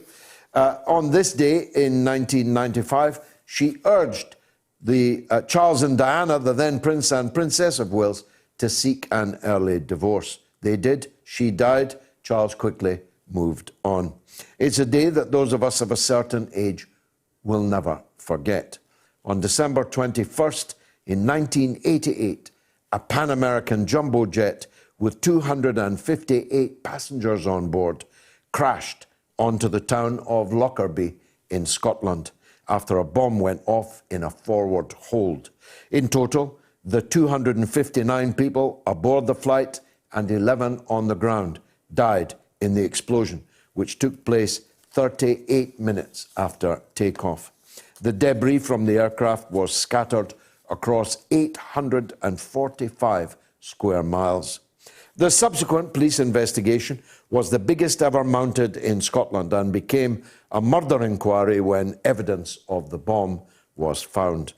2 men accused of being Libyan intelligence agents were eventually charged with planting the bomb. Abdel Basit Ali Mohammed Al-Megrahi was jailed for life in January 2001 following an 84-day trial under Scottish law at Camp Zeist in the Netherlands. His alleged accomplice, Al-Amin Khalifa Fima, was found not guilty.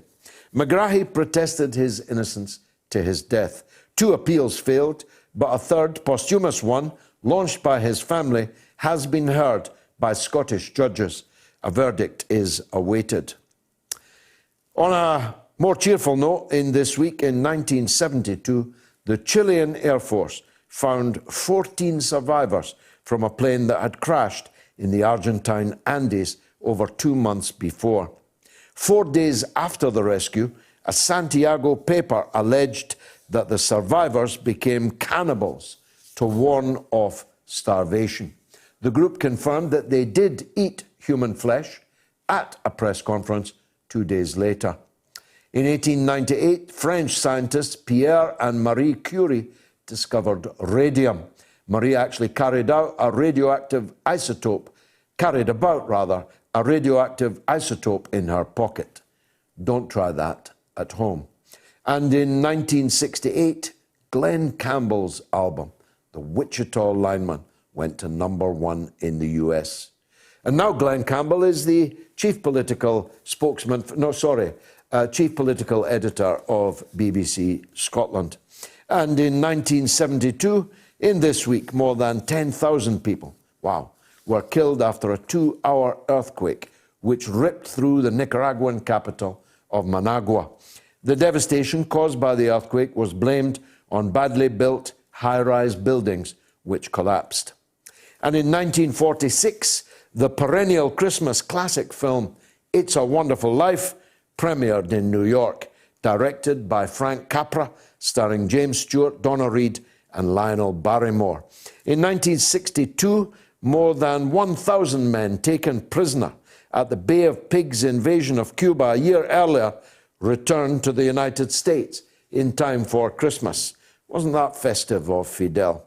The US government had agreed to the payment of a ransom of $53 million in food and medical supplies donated by companies all over the US as a condition for their release. In 1974, I remember this one too, the former UK Labour minister John Stonehouse was found in Australia after faking his own death. He had been planning to set up a new life in Australia with his former secretary, Sheila Buckley, a 28-year-old divorcee. Stonehouse was deported to Britain, where in August 1976 he was convicted and sentenced to 7 years imprisonment on 18 counts of theft, fraud and deception after a 68-day trial. The charges related to a string of failed fraudulent businesses set up before the Labour minister's disappearance. Labour minister. So corruption's been around for quite some time in British politics. In 1989, in this week, I remember that one well, Romania's so-called first couple were executed. The deposed president, Nicolae Ceausescu, and his wife, Elena, were shot after being found guilty of crimes against the state. Actually, they're back in power in Scotland. No, I wrote a book on this event, these events, called Downfall, the Ceausescus and the Romanian Revolution, published by MacDonald Futura in 1991, I think. I co-wrote it with my good friend Bob Wiley. And it was this week in 1888 that Vincent van Gogh cut off his left ear with a razor, as you do, after an argument with a fellow painter, Paul Gauguin. And he sent his ear to a prostitute for safekeeping, by earmail, I suspect. It was this week that Mikhail Gorbachev, leader of the USSR for almost 7 years, stepped down from office. He had, of course, presided over the breakup of the USSR. And in 1966, Jimi Hendrix wrote Purple Haze backstage at the Upper Cut Club in London. Wow, it was a knockout, of course. And finally, on Boxing Day in 2004, more than 200,000 people in 13 countries died in a massive tsunami. At least 128,000 people died in Indonesia alone. Many months later, bodies were still being discovered in some countries. The surge was triggered when an earthquake caused the seafloor to jolt vertically by about 10 meters, just over 30 feet, which displaced hundreds of cubic kilometers of water. The resulting waves traveled at speeds of up to 500 miles an hour. Unimaginable. That's it. That was the 7 days that shaped our world. I'll be right back in 1 minute. Let's get ready to rumble! It has filled our hospitals. It has killed 400 doctors, nurses, and care home professionals. Friends of mine have died of it. So what exactly are you on here telling me? That it's not infectious? I'm not sure. Tell us what you think. Don't be coy, Roy. Well, I'm going to quote Doctor, and he said that the pandemic was over a long time ago in a video, an unlocked video, and it's going around right now. You know, you can watch it for yourself. Yeah. You guys are always doing your research on the internet. Look. Okay. Yeah, see, you have got a point of view. You are being coy, Roy. You come on here playing the daft laddie. I just saw something on the government's website. Something I can choose between Ben in Hull on YouTube, or I can trust the doctors and the medical authorities. I can trust them, or I can go with wee Ben. I mean, I'm not. Wee Ben on YouTube. On the Gov website. Well, what are you saying? These are statistics. Tell us then. Look, you started out by saying COVID was not an infectious disease. Are you really saying that? Are you really saying that, Ben? Ben, stop being silly. Are you really saying that the coronavirus 19 is not infectious? Ben, are you really saying that? I'm repeating what has been stated on the government website. But I already explained to you that it was otherwise thus classified. It is a public health emergency. Aren't you aware of it? Don't you know the cost we paid of it? Don't you know how many people have died? How many people are sick? How many doctors and nurses are dead now in the cold earth, fighting something that you're on the radio telling me doesn't exist? I have no longer any patience for this kind of juvenile nonsense.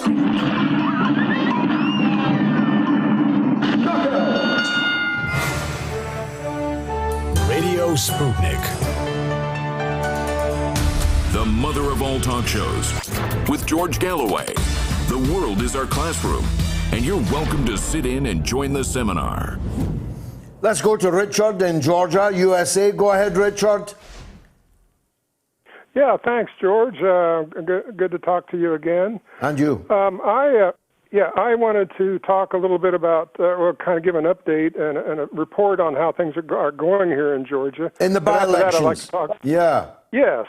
And after that, I'd like to talk a little bit about economic sanctions. But first, we are getting bombarded, as you can imagine. There are just obscene amounts of money that went into these, not just from the two parties, but from PACs, on the side, and almost all of it is negative. Almost all of it, I get anywhere from 3 to 6 or 7 every time the postman delivers these glossy, really ugly mailings, and they're really pretty funny. And all the ads on YouTube, I can't even watch YouTube anymore without getting bombarded. But getting back to what's actually going on is the polls seem to be showing both of these races within 1%. I mean, they're really, really close. And I am skeptical of that because of the general election, and the way things usually go with Republicans, and especially Trump-supporting Republicans, are wary about talking to pollsters, and so I would expect the Democrats. I mean, I would need to see the Democrats 3 or 4 points ahead before I would really believe they were possibly going to win. The president is going there this week, yes? I think so, and I question how much good that does because he can't go anywhere without just going on and on about his ridiculous campaign to Yes, I mention it because I had suspected that he didn't want the Republican Party in Georgia to win because he's fallen out with the governor, fallen out with other state Republican officials. But I saw a tweet from him today wholeheartedly backing the two candidates in these by-elections and saying he was coming to support them this week. Yeah, it might kind of, pull their irons out of the fire. I don't know. He's not behaved very well yet. And it'll be interesting to see if he can actually spend more than a couple of minutes talking about the Senate candidate and not about himself. He's never behaved well, never in his whole life. Anyway, go on, move on, and keep us updated, Richard. Okay. Well, I got a very I would call it very sarcastic, well, not sarcastic, a very humorous mailing from Mike Pence. And it was saying they're urging Republicans to vote by mail because it is safe, and it's so safe that he said both he and Donald Trump voted by mail. And it totally contradicts their arguments. It's just hilarious. That is so funny, yeah. Yeah, and so anyhow, the bottom line is there are so many wild cards that I wouldn't really know how to predict this, except I'll fall back on history, and I just think that Republicans are probably likely to turn out in good enough numbers to probably win these. Now, I'll be voting for the Democrats, which because I want to fire Mitch McConnell from being Senate Majority Leader. But the great frustration is I don't know anything about the issue stances for any of these four candidates. They don't do that anymore. I think modern political scientists tell these people that if you take an issue, they can turn it into a negative ad, and it can only work against you. So to the extent that they do any positive ad stuff, it's just vague image stuff. They don't really commit themselves to any issues that that. So you're getting 6 mailings a day, which are effectively policy-free from both candidates, both sets. Yeah, and mostly what they mention, especially Kelly Loeffler, is radical left, radical liberal. I mean, she is a wooden marionette. They pull a string on the back of her head, and she says radical liberal, radical left. We've got a few marionettes like that too. Richard, thanks for the call. Must press on to the Bahamas. Who wouldn't? Mike is in the Bahamas. Go ahead, Mike. Hi, how are you? Good. Yeah, I'm just going to say we still haven't seen any evidence of voter fraud in the election. I also sometimes get upset when you mention Tammany Hall all the time, but it's not really germane to the modern American Political Association. And also, Tammany Hall did a lot of good, especially for Irish Catholics. Yeah, it did a lot of good, but it was totally corrupt. It's not a black and white thing. Yes, there was corruption, but that's the time. Are you saying that the New York Democratic Party and its iron control, vice-like grip over Tammany Hall was not a case study in corruption? It was, but why did it exist? What about the prejudice against the Irish Catholics? You could have a job, advertise a job, say, Irish need not apply. Yeah, tell me about it. And it was totally legal. Yeah, tell me about it. You don't. I mean, it did exist for a reason. Well, it's still a byword for political corruption and I know, but nepotism. What does that have to do?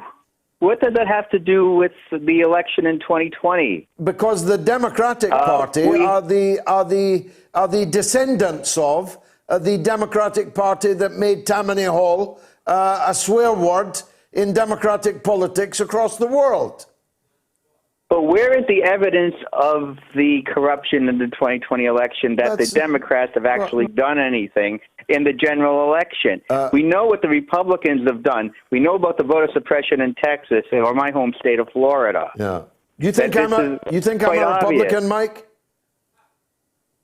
Maybe an Irish Republican, but not an American one. Did you form the view that I'm a supporter of Mitch McConnell and George W. Bush and Donald Trump I'm against both of them. I'm against both of them equally. Yeah, well, I'm not accusing you of being for the U.S. Republicans, but when you mention what the Democrats may have done, you should also mention about the GOP voter suppression in the states, as in Texas, as in Florida, as in other places. The Republican Party only exists because of voter suppression. The Democrats won the election. Biden is the president. Don't be a poor winner, Mike. You've won. Now, I have said repeatedly, and I say it again to you now, I believe that the Democratic Party in the United States and the Labour Party here in Britain are past masters at political corruption in inner city strongholds where they control local authority electoral machines. I could show you my scars, Mike. Last word to you. Okay, but I just don't see any solid evidence of corruption that may have existed in the past in this particular election. Well, maybe some people will come up with some. Mike, thanks for the call. Josh is in London. Go ahead, Josh. Josh? Is Josh there? He's not there. Let's move on to some social media. The government is weeks ahead of us, says Terry. They knew they would cancel Christmas months ago. They're playing us like fiddles. I wish I could believe that our government was that competent, Terry. Believe me, I wish I could believe it. I wish we were governed by James Bonds, but we're actually governed by clowns, by Mr. Bean and his associates. We are governed not by James Bond, but by Austin Powers. Get your head round that. Edward says the government are to blame for the inept handling of everything from track and trace to any strategy to reduce the spread. I can't understand how borders were not closed in March and any Brits arriving home quarantined in hotels. But there are selfish people who don't help too. Jeff says, the more people get fed up with the regulations, the more terrifying politicians have to make it sound to keep the fear level up and scare us into compliance. It won't work. And Sam says, Christmas hasn't been cancelled last time I checked. Mixing with others is, though, unless you are selfish, selfishly wanting to see your old mother at Christmas. Well, how selfish can you get? Now, breaking news, we're now hearing all passenger ferry services from the port of Dover are now suspended until further notice in light of recent events following the announcement by the UK government of a new strain of coronavirus. Haggis UK has sent me the following tweet. Matt Hancock on the 14th of December told the House of Commons about the new variant of the coronavirus, but then tells Andrew Marr on the BBC this day that he only found out about the new variant last Friday. Talk about Austin Powers. Is Josh back on the line? No. Josh, are you there? Yeah. Can you hear me? I can now. Go ahead, sir. Yeah, I was just going to say, George, don't get me wrong. I don't think that the SNP have, many credible arguments for rejoining the EU. But there is one, I'm sure you've thought of this one yourself, George, and I'm sure you've got a good argument up your sleeve to counter it. But they often argue we can't veto Westminster on anything. And yet, as part of the EU, in theory at least, they could in theory veto new member states to the EU, like their application, their admission, and mixed trade deals. I mean, those are the only two things they could veto, in theory. Well, most things are now qualified majority voting. The veto power of member states has been steadily reduced, and only one of those examples that you gave would be remotely to any conceivable advantage. of a Scottish membership of the EU. They could hardly veto other people joining if the EU had somersaulted and swallowed all of its normal criteria and allowed them to join. So mixed trade deals are the only veto power that they could ever exercise, aren't they? Yeah, almost certainly. I mean, my point is that you don't you wouldn't want to be vetoed by England, even though it's got a population, considerably larger than yours, and yet you'd be happy for Luxembourg to veto you, even though their population is about an eighth of that of Scotland's. Yeah, good point. I mean, okay. Good look at that. But the overarching point is this.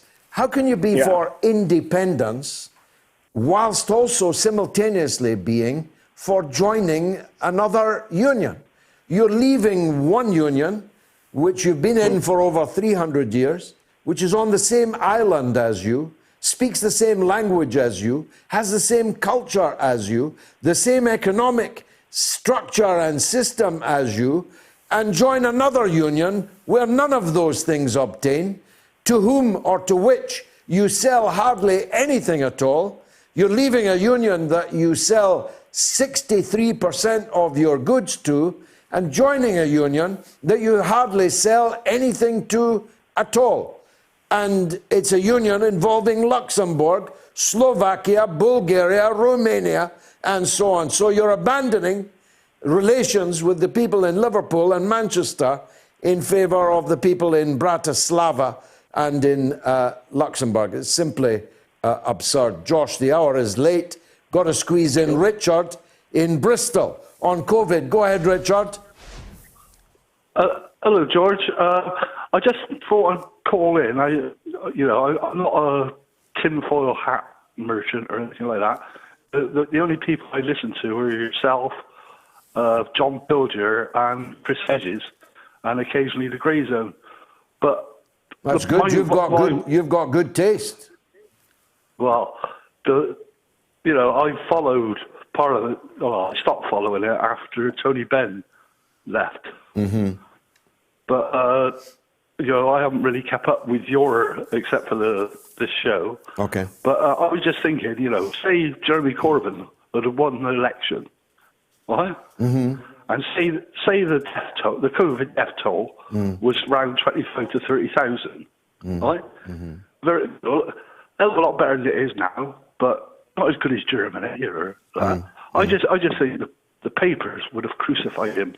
Yeah, he would have been out of power. There would have. He might have been out of the earth, Richard. I think I just said this earlier this evening. I think Jeremy Corbyn dodged a bullet. The rest of us didn't. The rest of us didn't. But Jeremy Corbyn himself dodged a bullet. If he had won the election last December, and 2 months later this catastrophe had overcome us, Jeremy Corbyn might have caught an actual bullet, but he certainly would have had his government by now destroyed, don't you think? Well, yeah, I would have thought. I mean, I think the Labour Party is destroyed anyway. I think it's, when the Blair government took place, I voted for Tony Blair, and I believed in the party then. I didn't vote for it the second time. And, well, I can't see anyone to vote for. I voted for Jeremy Corbyn, funny enough. But I can't see a way around this. I think the working people in this country are completely don't swear. Whatever you do, don't swear. Even though it's eminently swearable about Richard. You're not a tinfoil hat man at all. And Chris Hedges is coming up after the news. So you're getting two of us for the price of one. And the price is actually nothing. So thanks to RT and Sputnik, all of this is entirely free. No tuition fees, not even any advertising breaks. So here's some more breaking news, like you needed any. Austria has now suspended all travel to the UK, following the news that there is a new strain of coronavirus in the southeast of England. Blimey, we'll be on our own. Soon, we'll be an island entire unto ourselves. Ask not for whom the bell tolls. It only just tolls for the government at all. On this poll, with 2,000 votes cast, only 58% of you blame the government, 36% of you blame the public, and only 6% of you blame Sir Keith Starmer and the Labour opposition. So that poll is now closed. Thanks for voting in it. Right after the news, it's the great, and I mean that, the great Chris Hedges on Everything American. But let's get the news with Jamie Lowe. The mother of all talk shows. The only education you can get for free. Radio Sputnik. We speak your language. Find us at SputnikNews.com.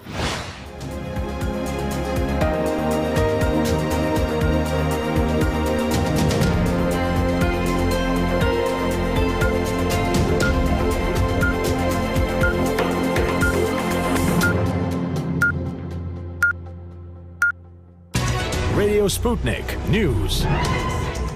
Ireland, France and Germany are expected to ban travel to and from Britain over fears that a new and mutated strain of coronavirus could spread. It comes following Italy, Belgium, the Netherlands and Austria banning of flights from the country. Britain's Health Secretary Matt Hancock said that a new strict lockdown in London, the south east and east of England could last for months. Millions of people across the UK have seen their festive plans severely restricted or scrapped as a result. Wales has also entered a new shutdown, with the health minister saying that the new variant was seeded, he said, in every part of the country.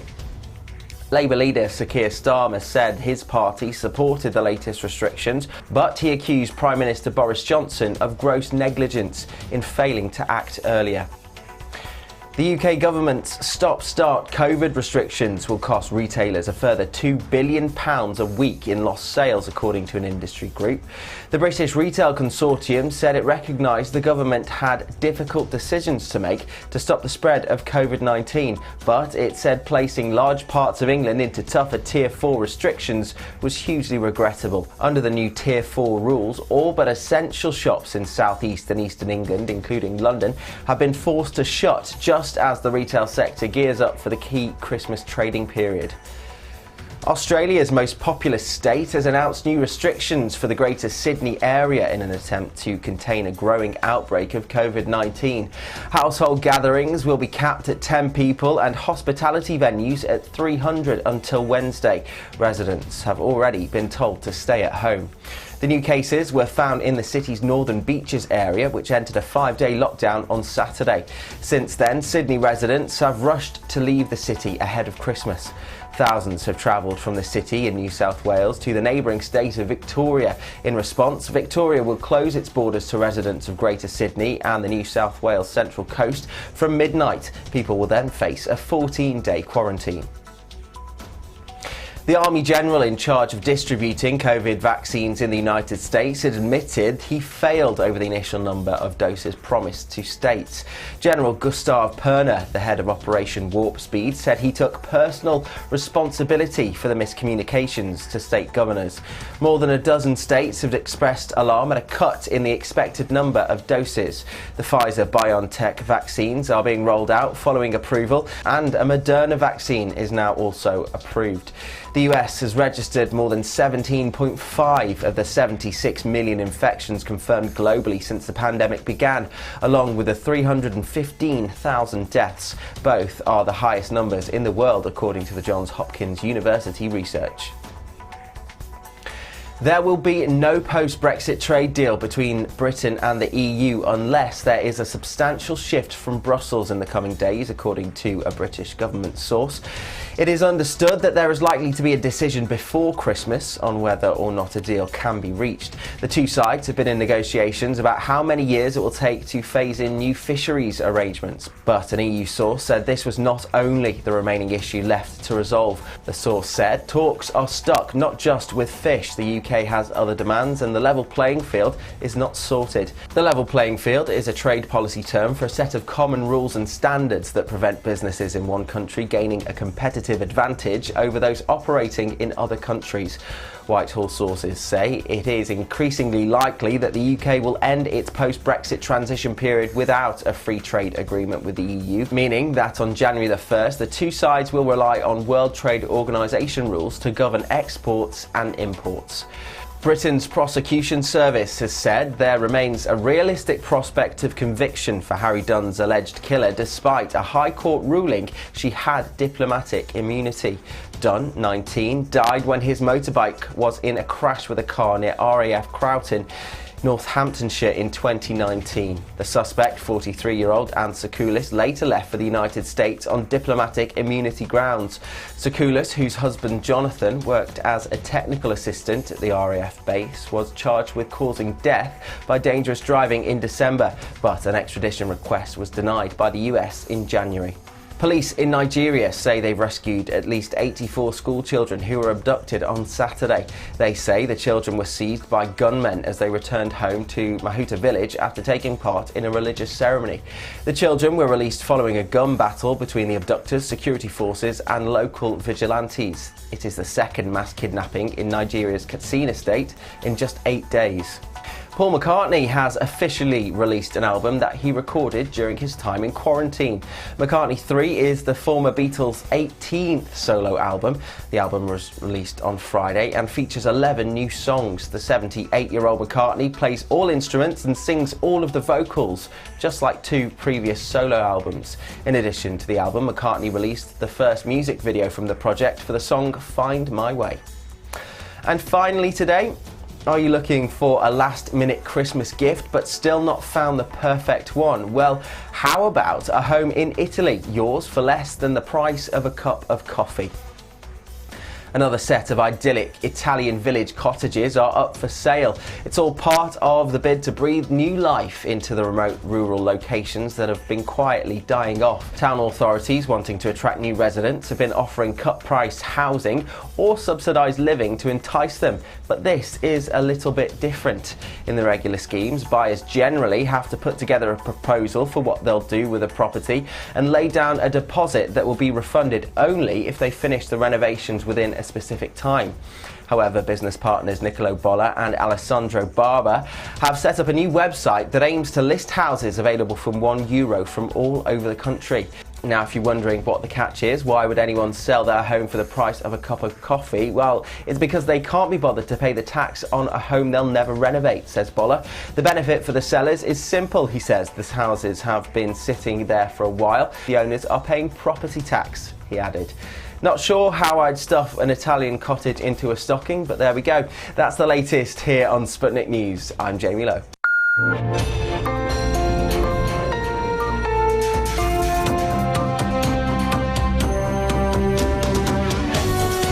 You're listening to Radio Sputnik. Telling the untold. Welcome to the Open University of the Airwaves with George Galloway. Only on Sputnik Radio. Coming up now is Chris Hedges, a real royal guest. If there was a sane America, I'd be interviewing him now as the President-elect of the United States, or at least the Secretary of State, because his understanding of foreign policy, which was wrought through many years working in the very biggest and most important newspaper and other media houses in the United States, has left him with a grasp of international affairs like no other that I have found in the United States. He's been a regular guest of ours. It's always a privilege to welcome Chris Hedges. Chris, thanks for joining us again. We meet at an auspicious time. It seems now beyond doubt that Joe Biden will be crowned as the President of the United States just a couple of weeks from now, and that Kamala Harris will be the power behind the throne, and that Obama and Clinton's White House is busily being replicated. How cheerful should we be feeling about that news? Not very cheerful, because it's precisely the policies of the Democratic Party, and I would say in particular the Obama administration, that gave rise to a figure like Trump. I think one of the most disturbing things we're seeing in the current sort of debacle leading up to the inauguration is how openly the Republican Party is attempting to invalidate the elections, that they refuse to honor the vote. The Trump White House clearly tried and failed to orchestrate a kind of coup d'etat. So on the one hand, this isn't going to go away, and I think it'll get worse as the Biden administration pursues policies that nobody in the country really wants. And we know from his appointments, 80% of the people he's appointed or nominated so far come out of the old Democratic Party establishment. So all of the deindustrialization, the endless wars, the austerity programs, all of which is getting worse because of the economic fallout from the pandemic, will be perpetuated. And we know that because every single appointment that he's made is appalling. It's out of that corporate elite, from the secretary, the person nominated to be Secretary of Defense, former General Lloyd Austin. He now sits on the board of Raytheon. He's a partner in Pine Island Capital. That's a firm that invests in defense industry. Anthony Blinken, who's Biden's nominee to be Secretary of State, also comes from this firm. Blinken was one of the architects of the wars in Iraq and Afghanistan, strong supporter of the apartheid state in Israel, one of the proponents of overthrowing Muammar Gaddafi in Libya, which resulted in another chaotic failed state. Janet Yellen, she's the former Federal Reserve Chair under Obama. She's slated to be Secretary of the Treasury, and she served in the Clinton administration, supporting Glass-Steagall, which ripped down the firewalls between investment and commercial banks, which led to the global financial meltdown in 2008. She was one of the supporters of the North American Free Trade Agreement, which deindustrialized the country, sent hundreds of thousands of jobs overseas. She even lobbied for a new statistical metric to lower payments to senior citizens on Social Security. She was one of the architects of quantitative easing that provided trillions and virtually zero interest loans to Wall Street, that bailed out banks and corporations and engaged in these massive stock buybacks. John Kerry, the former Secretary of State, one of the champion of massive expansion of domestic and oil and gas industry, is supposedly the new special envoy for climate. Avril Haines, a former Obama deputy CIA chief, director of national intelligence. She was in charge of the huge drone warfare.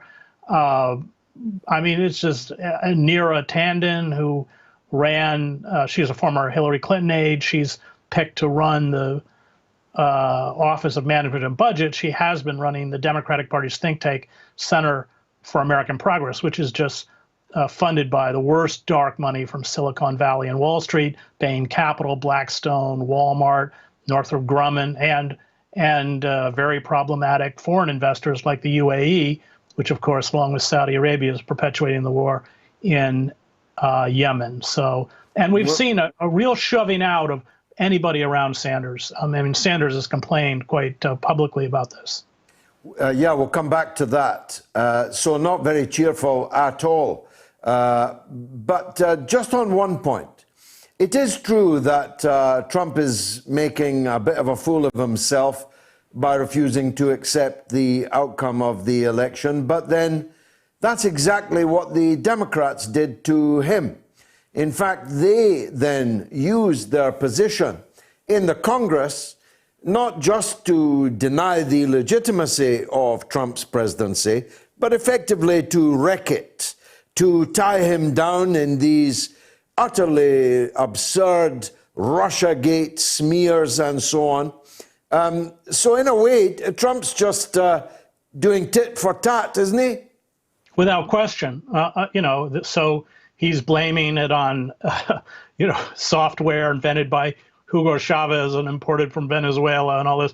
But it's just as ludicrous as the Democrats attempting to blame the 2016 election of Trump on Russia. And that raises an important point, because what's going to happen is that this kind of new Cold War with Russia is going to get heavily ratcheted up. Since nobody wants these kind of onerous neoliberal policies, nobody wants these wars, they already have begun to target, or demonize Russia. They can't do it to China because Silicon Valley and all the U.S. manufacturers that run the sweatshops in China won't let them. And they'll use that, demonization of Russia to go after domestic and foreign critics, to deflect attention from the political and economic stagnation and the pillaging of the country. And that will play very well. We already saw this with the 2 years of Russiagate. So people like Rachel Maddow and MSNBC can hyperventilate night after night with these emotionally charged rumors and shady accusations. And that deflects attention from the actual policies of the Biden administration, which, again, as I said, is a continuation of policies that really don't have any kind of popular support, that cater to the corporate ruling oligarchy. Remember when Biden, if you followed it early in the primaries where Biden was just getting shellacked in state after state by Bernie Sanders, he gave an interview on CBS News playing that card that the Russians didn't want him as the nominee. They wanted Bernie.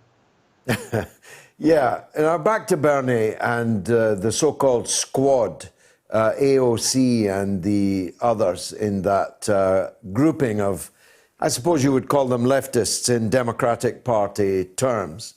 Color me shocked, but none of them got anything, despite their relentless loyalty to Joe Biden once the DNC had picked him. Yeah, it's even worse. I mean, so Bernie's been on his knees begging to be the Secretary of Labor. He's apparently been rebuffed. Representative Alexandria Ocasio-Cortez was just denied a seat by the House Democrats on the House Energy and Commerce Committee because she supports the Green New Deal. And all of these appointees are fierce opponents of Sanders. So I think what you'll see is not only a kind of marginalization of these people who I think very foolishly kind of sold their soul to Biden and the Democratic Party hierarchy, but the more they raise their voices, the more they'll be demonized. Remember that Clinton, who kind of started this dirty game, attacked the 2016 Green Party presidential candidate Jill Stein as a Russian asset, and then during the Democratic parties leveled the same charge against Representative Tulsi Gabbard. The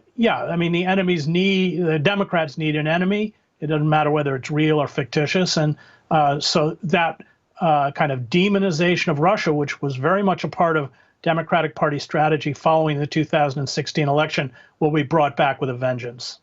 Now, given the sea of economic and other social troubles in the United States, it's very difficult, at least for me, to expect anything very much to change that. From Joe Biden. Even a young Joe Biden would have been unlikely to change it. The status quo ante is the limit, I think, of their ambition. Back to the future. So on the assumption that the U.S. economy and the deep divisions inside U.S. society will not only not be solved but continue to deepen, what's your own perspective over the next couple of years? You have 70% of those who voted for Trump believe that the elections were fraudulent and rigged. That's 51 million Americans. We've already seen, we saw last weekend in Washington, this group called the Proud Boys, these kind of white nativists marching through the streets of the city. 4 people were stabbed. Black churches were vandalized. Banners reading Black Lives Matter were ripped down and burned. We will see a lot more of that. It'll be stoked by Trump. I think the assumption now is that Trump will not go to that he probably will walk out of the White House, but he won't go to the inauguration, and he won't ever concede defeat. And I think that the policies that are clearly going to be embraced by the Biden administration will exacerbate that kind of alienation and that kind of anger. And I think the liberal class, which, as you pointed out, sold their soul to Biden and got nothing in return but ridicule and essentially being abandoned and purged, will have no real credibility. What they've done is destroyed their credibility. So you can't speak anymore across this kind of partisan divide. I saw the same thing happened in the lead up to the war in the former Yugoslavia. You have people siloed within their own kind of demographic, with their media. I mean, 91% of the readers of the New York Times, my old employer, identify as registered Democrats. That's 87% of the people who listen to National Public Radio, 94% who watch MSNBC. And then, of course, on the other side of the divide with Fox News, I think 95% identify as Republicans. But what you're really doing is creating a situation where huge parts of the country can't communicate. And as things get worse and worse, and that kind of trust is lost completely, then I think we will see an uptick in terms of violence, probably directed initially at mainstream Democratic Party officials, journalists like CNN. And I think that we'll see a kind of swelling of support. Remember, the second largest vote tally that any presidential candidate ever got in American history was Trump with 74 million. Biden beat him. But Trump increased his vote tally by 11 million votes. If he wins these by-elections, or the Republicans do, they're still in control of the Senate.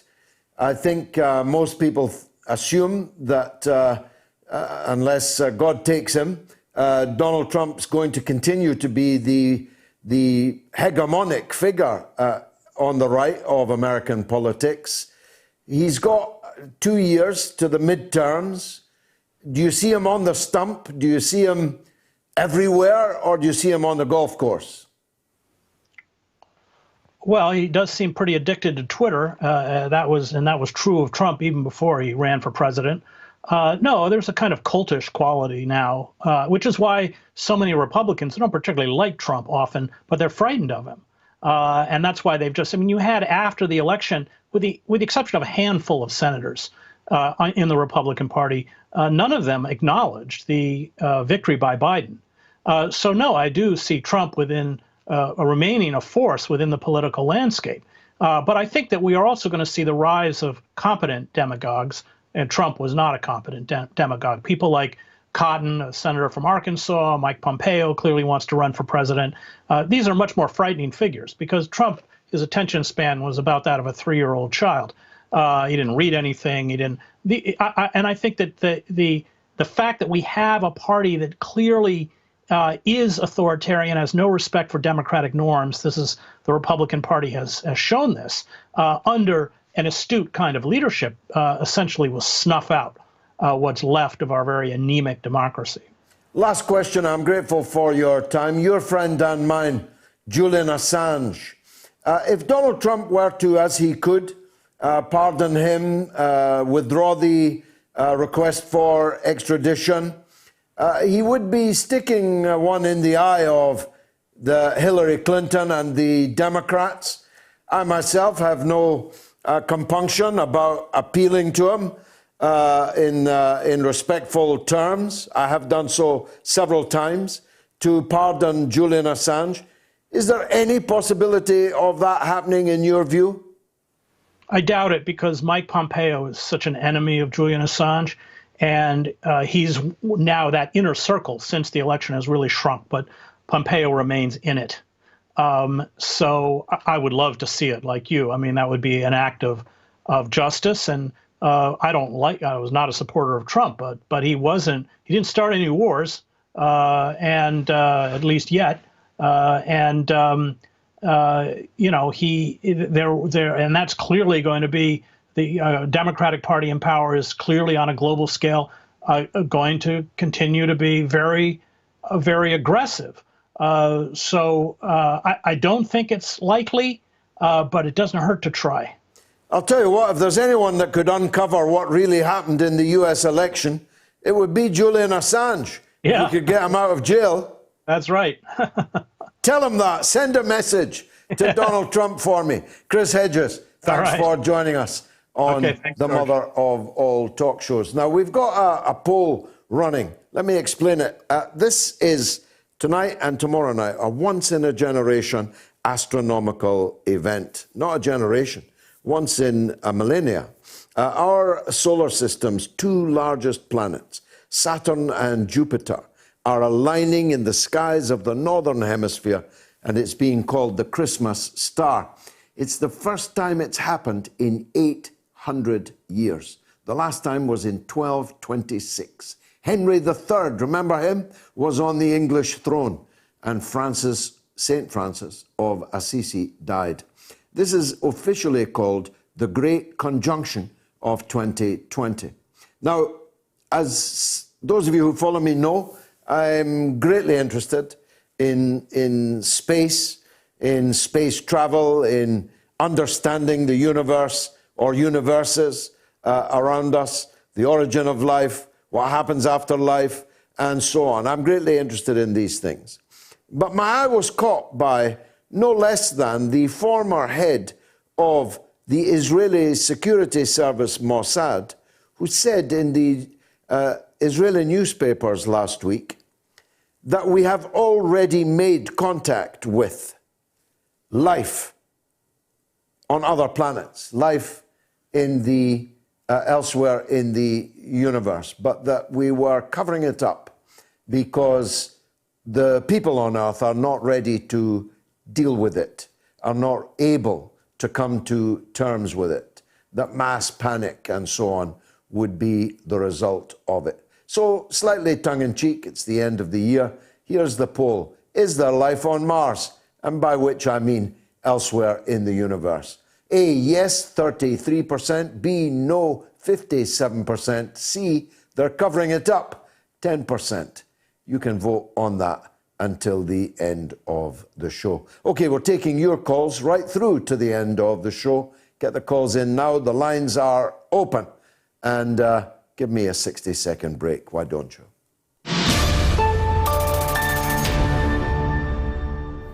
Look at these reviews. An intermediate masterpiece. No way out. A surprise smash. No way out. It was shocking, courageous, inclusive, and I loved every minute of it. No way out. How could this happen? The show was lousy and long, and we did everything wrong. Where did we go right? Christmas came early to broadcasting this year, and guess who they stuffed in our stocking? George Galloway. It was so crass and so crude, even Murdoch would have booed. Where did we go right? Last year, a radio star was reborn on the airwaves, the mother of all talk shows with George Galloway. A new show, Moats Extra George Galloway Bare Knuckle. We predict the new show's name will soon be up in lights, if they can find enough bulbs. We searched Britain on and off for a lady with a cough. We had callers and reporters by the score. We were so enthusiastic to build a set made out of plastic. If anyone spoke sense, well, we sent them out the door. They shouted, hooray, that socialist on display. Where did we go right? When they asked for one more day, we nearly ran away. Where did we go right? A show so easy to despise. Now it's up for the Pulitzer Prize. Oh, where, tell us where did we go right? The best new program of the decade. George Galloway is a political genius. Now they like him. Oh, we knew it wouldn't sell. We broadcast in Israel. It's the end of our career. It'll run for 20 years. Tell us where did we go right?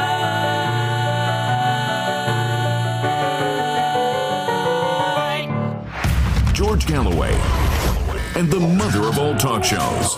Join us at the College of Knowledge, where there are no tuition fees. Where did we go right? Brilliant, Simon. Well done, son.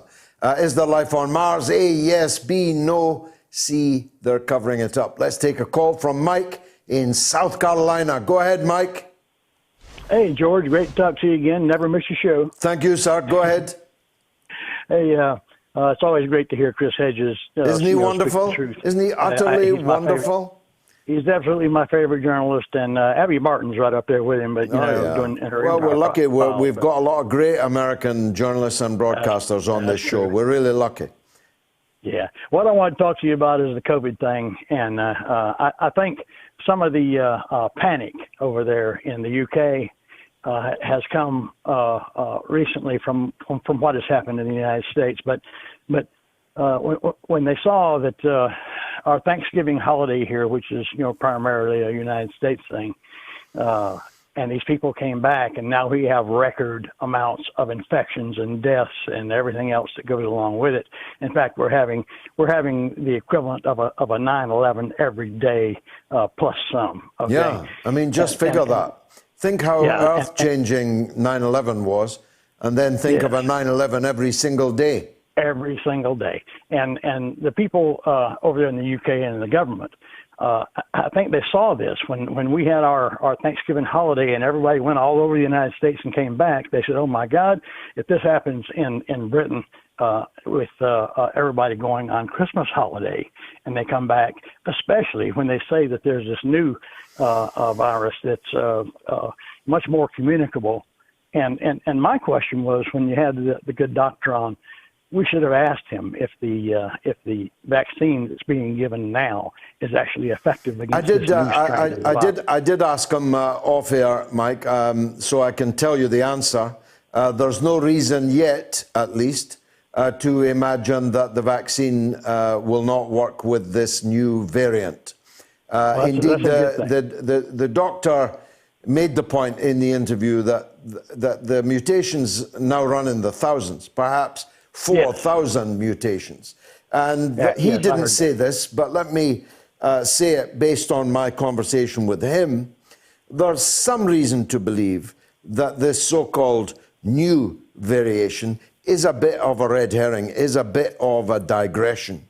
And it's a kind of look over there maneuver by the state. The state was effectively terrified that this thing was now spreading so fast and so widely that everything would be overwhelmed, especially when you take winter illnesses into account coming on stream at the same time. Last word to you, Mike. Yeah, exactly. That's why I was saying. I think they got a picture of what can happen when the entire population of a country is allowed to travel back and forth unrestrained when this virus is at its most deadly right now. I mean, it's affecting more people than ever.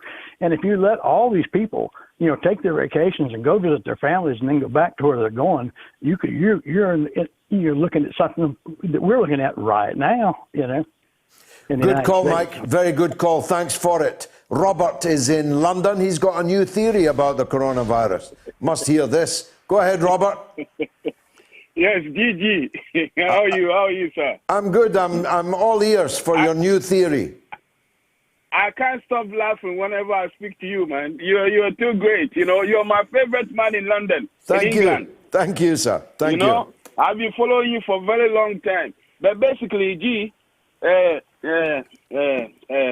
Mr. Galloway, what happened? I've been speaking in a Hyde Park corner since August.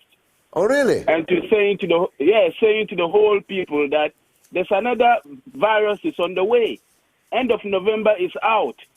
I've been saying it. I tried to speak to BBC. I tried to speak to Channel 4. I left messages in Channel 4. They call WhatsApp, and nobody contacted me to find out what's happening. So what is this? What is the new virus, and how did you come upon it? Okay, that's a good question. You see, this virus that is out now, it is just like a coronavirus, but it's different. It's different type.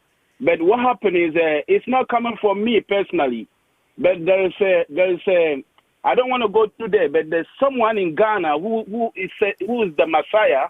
Is in Ghana right now. He's the one that's saying that the coronavirus was coming last year, 2019. He says it was coming, the 2020, and exactly a month of February, March, and he was, and he explained everything that this virus is about, and then he says again, this is coming, another one is coming again by end of November. There's still nobody paying attention to it. So your theory is that this is not necessarily just a mutation of COVID-19, but that it's something different altogether. It's something different altogether, different virus altogether. There's both of them coming from the sun. The COVID-19 is not man-made. It's not from any laboratory, from anywhere. This is a theory people are saying it. This conspiracy.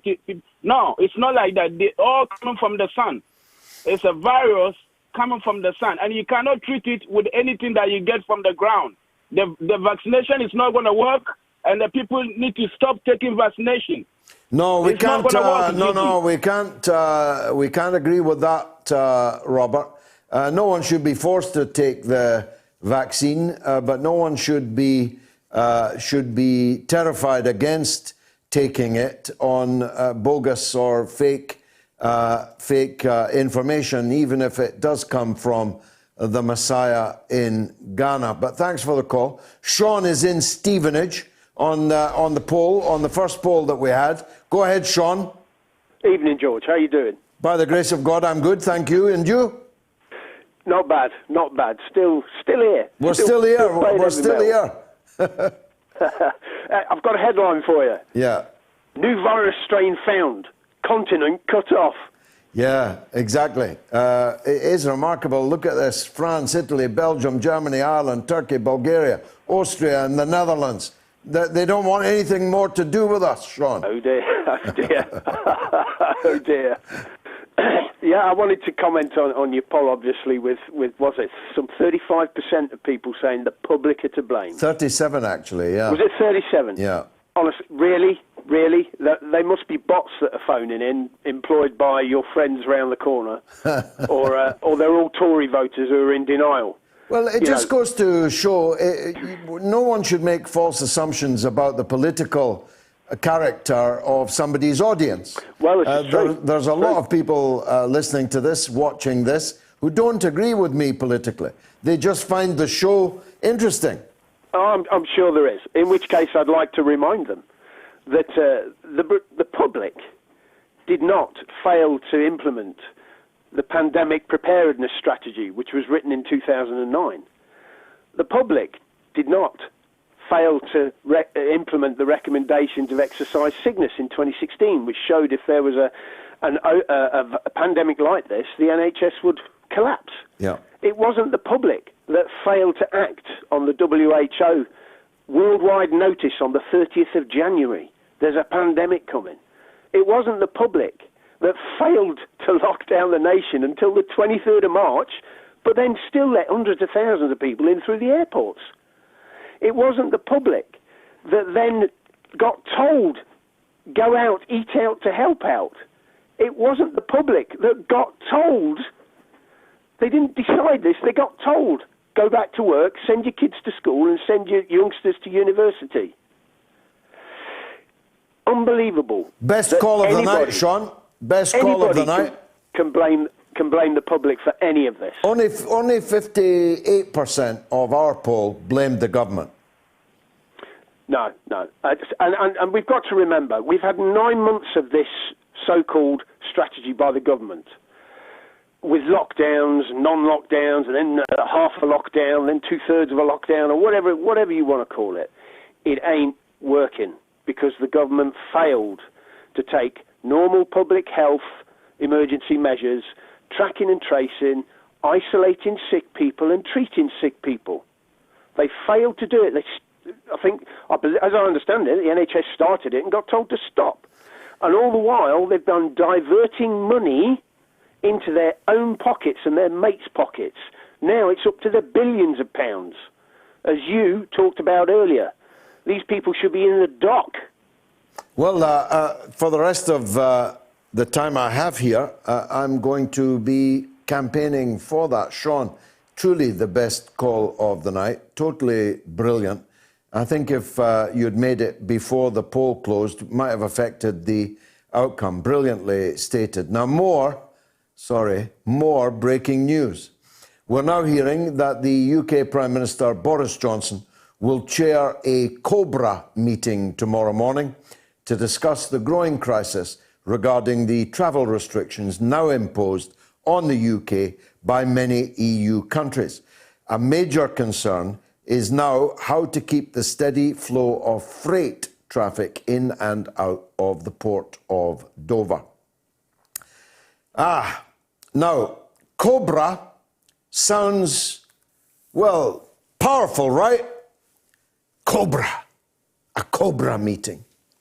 Boris Johnson, of course, missed a very significant number of COBRA meetings right at the beginning of this crisis because of his dalliance and his extramarital frolicking and the beginnings of his relationship with the lady who now lives with him out of wedlock in number 10 Downing Street. That'll get them going in Ghana. The COBRA means Cabinet Office Briefing Room A. That's all. COBRA, C-O-B-R-A, Cabinet Office Briefing Room A. It's not that high-powered. It's not likely to change the world. But it's happening tomorrow morning with Boris Johnson in the chair. Bob is in Florida. Let's hear from him. Go ahead, Bob. Hi, George. Hi. So this is probably not going to be a particularly popular call. A guy named John Rappaport on October the 8th, 2020, reviewed the CDC document entitled CDC 2019 Novel Coronavirus Real-Time RT-PCR Diagnostic Panel, whatever that means. But anyway, he says, deep in this document, this is from the CDC on page 39, in the section entitled Performance Characteristics, quote, since no quantified virus isolates of the 2019 nCoV are currently available, essentially what they're saying, since no quantified virus isolates in the 2019 nCoV are currently unavailable. And what John Rappaport is saying, no isolation of this virus, it doesn't exist. Yeah, but only a madman would believe that. This is something that tens of millions of people have caught, and millions of whom of them have died. Our hospitals, as our doctor told you earlier this evening, are filling up at a dramatic rate, an alarming rate. Our death rate, Bob, I can't speak for yours, but our death rate is now almost 90,000 higher than the annual average death rate. So when I hear people say it doesn't exist, I hear the flap of white coats. I hear the sound of padded cell doors closing, or at least I feel I ought to. Let's go to Roger in West Kirby on the Wirral. Go ahead, Roger. Hi, George. Hi. We actually had a little interaction on Twitter earlier on this afternoon. Okay. What's your name on Twitter? Roger Haskett. Oh, Roger. Very nice to hear from you, sir. Excellent. I had a crazy notion a little while ago. Yeah. Now, we're led to believe that the closing of the borders everywhere is as a consequence of unintended consequences of the government talking up this virus, which is this particular variant of the virus, which isn't actually that special anyway. Well, that's certainly what Dr. Brar said. The so-called new variant is one of 4,000 new variants. And for the government to hype it yesterday, terrify our own population, would appear to have backfired because half the world's now slamming their doors on us. And I don't know how we're going to get freight in and out, never mind people. Well, what I'm actually thinking is, now this sounds really crazy, it isn't actually unintended consequences, but was actually intended. Tell me. To divert attention from the chaos which is bound to occur at the end of the month. For if there's a no deal, you mean? If there's no deal Brexit. Very clever. Very clever, Roger. I never thought of that. It would be nice to think that they were actually that efficient and actually could actually that would make them James Bond rather than Austin Powers, of course. It would. It's just an idea. I'd float past you. It's as a working hypothesis, it's definitely worth a go, Roger. Who will blame who now if there is chaos at the Channel ports in just a few days' time if we leave the EU without a deal? Very smart, Roger. You have a very good Christmas, sir. And to you, All the sir. best to you. And to you, sir. Take care. Bye-bye. All the best. God bless you. Michael is in Clapton. Go ahead, Michael. Hi there, George. George, I want to have an indirect go at you and a direct go at you. On you go. Be my guest. Yeah. First of all, the indirect one is that I'm dismayed at the fact that we all know who rules us, that 1% elite, and yet people like you plough a lone furrow. It's very disappointing that all the opposition are so fragmented that you need to join together. You need to not be alone with just a radio program on a Sunday night. I know you do multiple things, but have you got any answer to the fact that how do we cement a proper opposition to the elite when people like you are so fragmented? I know this is quite a esoterical sort of question. No, it's not, but neither is it true. I'm the leader of one left-wing political party. It's actually, as it happens, the fastest growing party in the country. We're exactly 12 months old. We have more than 4,000 members. We have more than 70 branches. And this in a year when normal political activity was completely impossible. In the next years, I believe that we will double and double again. So I've not given up politics just because I'm on the media 7 days a week. We, as a party, are open to working with any and all parties. I asked Chris Williamson, MP, as was, to join us as the joint leader of our party. He said he would consult about that and come back to me. He did not come back to me. And the next thing I read was that he was launching his own party, a breach of faith, even if we'd been strangers, which we definitely were not. I'm ready to work with Jeremy Corbyn. I was always ready to work with Jeremy Corbyn, even when he was the leader of the Labour Party. We're ready to work with everybody on a broad basis for specific named objectives, campaigns. For example, our campaign on the coronavirus tax could have been one that was fought for by a wide range of organisations, but it wasn't. And that's not our fault. That's the fault of others. So that's your indirect go. What's your direct go? Right, my direct one is that you, like the majority of discussion these days, and you're a real proponent of this, is that if you're not on my side, if you're not saying my argument, you're thick and lazy. No, that's not true. My goodness, how can you say that? I listen to such nonsense on here every week for a year and a half, perfectly politely. You have to be really thick for me to really say that you're thick. No, well, I still think that you lump general politicians in the House of Parliament. You lump them all as lazy and ignorant.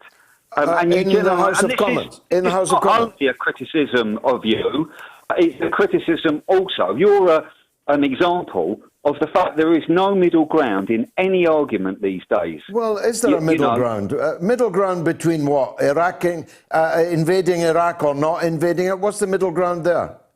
There's always the middle ground in every argument. Well, tell me, what was the middle ground between invading Iraq or not?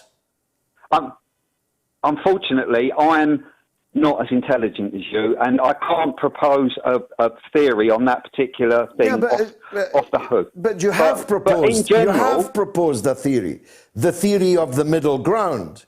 But it's my contention that in the vast majority of issues, you cannot be a little bit pregnant. You can't be for privatization a little bit. You're either against privatization of the NHS or you're for it. You can't be against a coronavirus tax. Subject, you could be. They could go hand in hand. I'm not advocating, I'm just saying, as an example, that is a perfect example where you could. It doesn't have to be one or the other. It does for us because we're against it in principle. That's like saying to me, you're a Roman Catholic, can you not compromise on the nativity? No, I can't, because those are my beliefs. Well, this is I'm lost then, because if there's no middle ground, if there's no flexibility in arguments, which is what you're saying, then there isn't on matters. I'm beaten. No, there isn't on matters of doctrine, on matters of principle. But that doesn't mean you can't work with other people who don't share your doctrine. I do it every day in my life. I'm doing it in relation to Scotland, for example. I'm working with people you wouldn't believe. And they can't believe that they're working with me. So we have an objective to stop the breakup of Britain, and we must put other things to one side and unite around that one objective. But we can't compromise on the objective. You can't be a little bit in favour of Scottish separatism. You're either in favour of it or you're against it. Do you see my point? I see that, yeah, of course I understand that point. I just say it's wrong. There is always... some arguments have got stronger arguments for one point of view than the other. I accept that, of course. But so many arguments, and arguments in general, there is never any middle ground.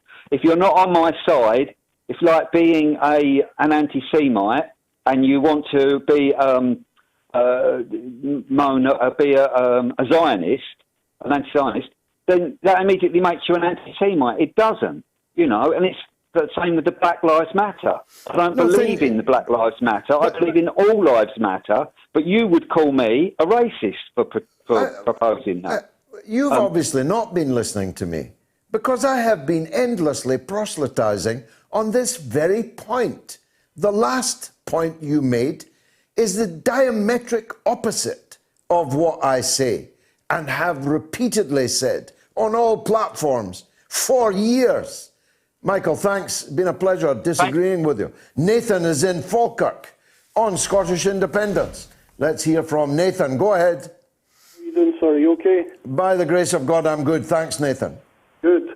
George, I don't want to have a go at you. I want to say thank you, first of all, because I would say yourself and Gordon Brown were two of the key political persons that actually helped save the United Kingdom back in 2014.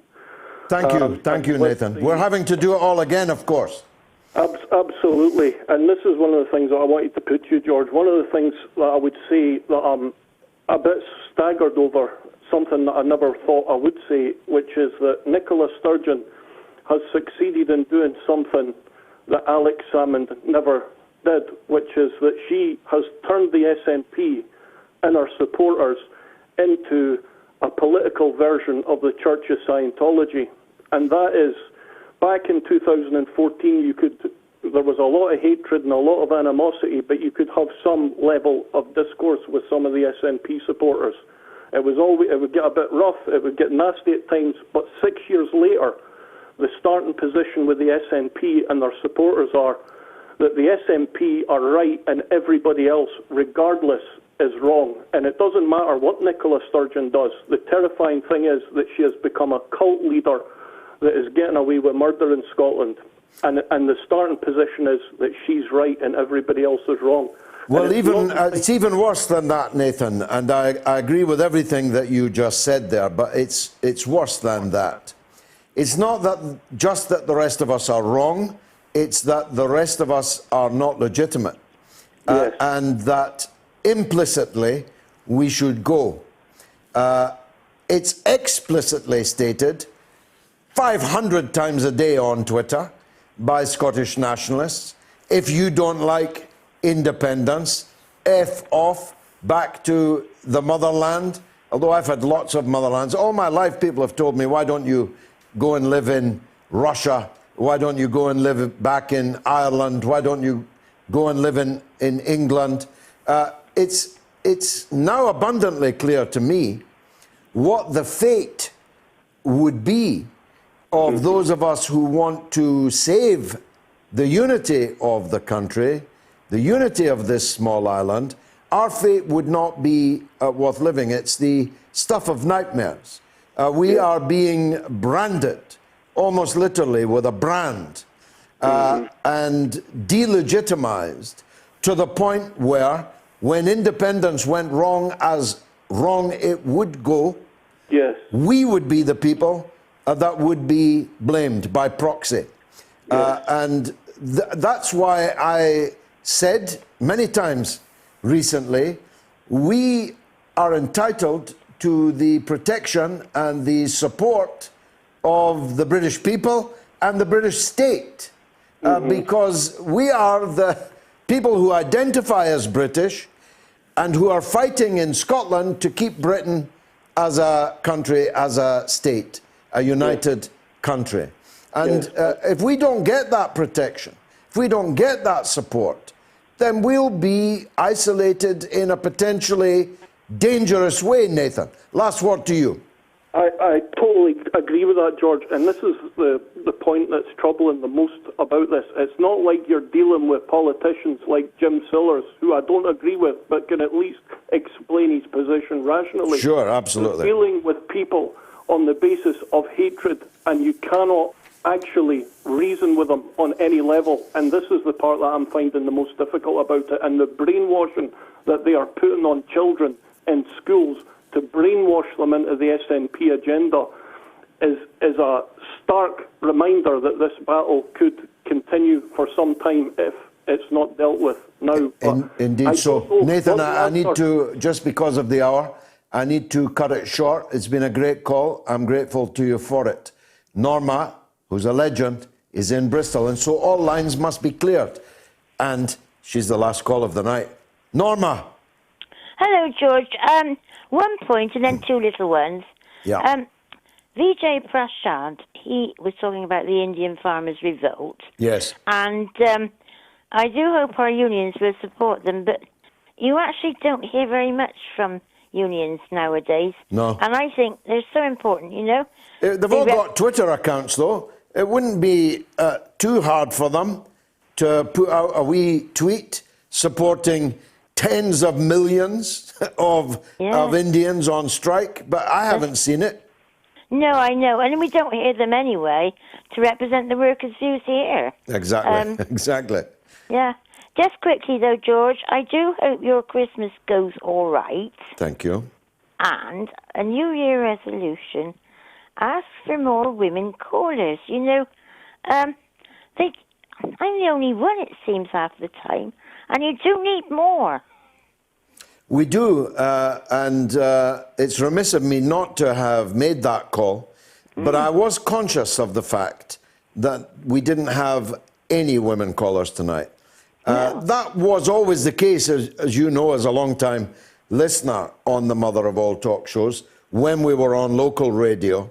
But there's no reason now that we have this global audience why that should still be the case. So leave that in my hands, Norma. I'll make it my New Year's resolution, and I'll come back to you with a plan to try and boost the number of women callers. But we still have you, and every single person watching or listening to this now wishes you and your husband in Bristol a happy Christmas and a happy New Year. And that goes for everybody else in the audience too. It's been a hell of a year. Let's hope that next one is better. It's going to be a difficult Christmas, but let's hope we can make the best of it with the circumstances at our disposal. It's been marvellous for me. I hope it was for you. And if it was, come back next week at the same time, in the same place, and bring another viewer or listener with you. We won't be going away. We can't go away. We'll be at our post. I hope you will be too.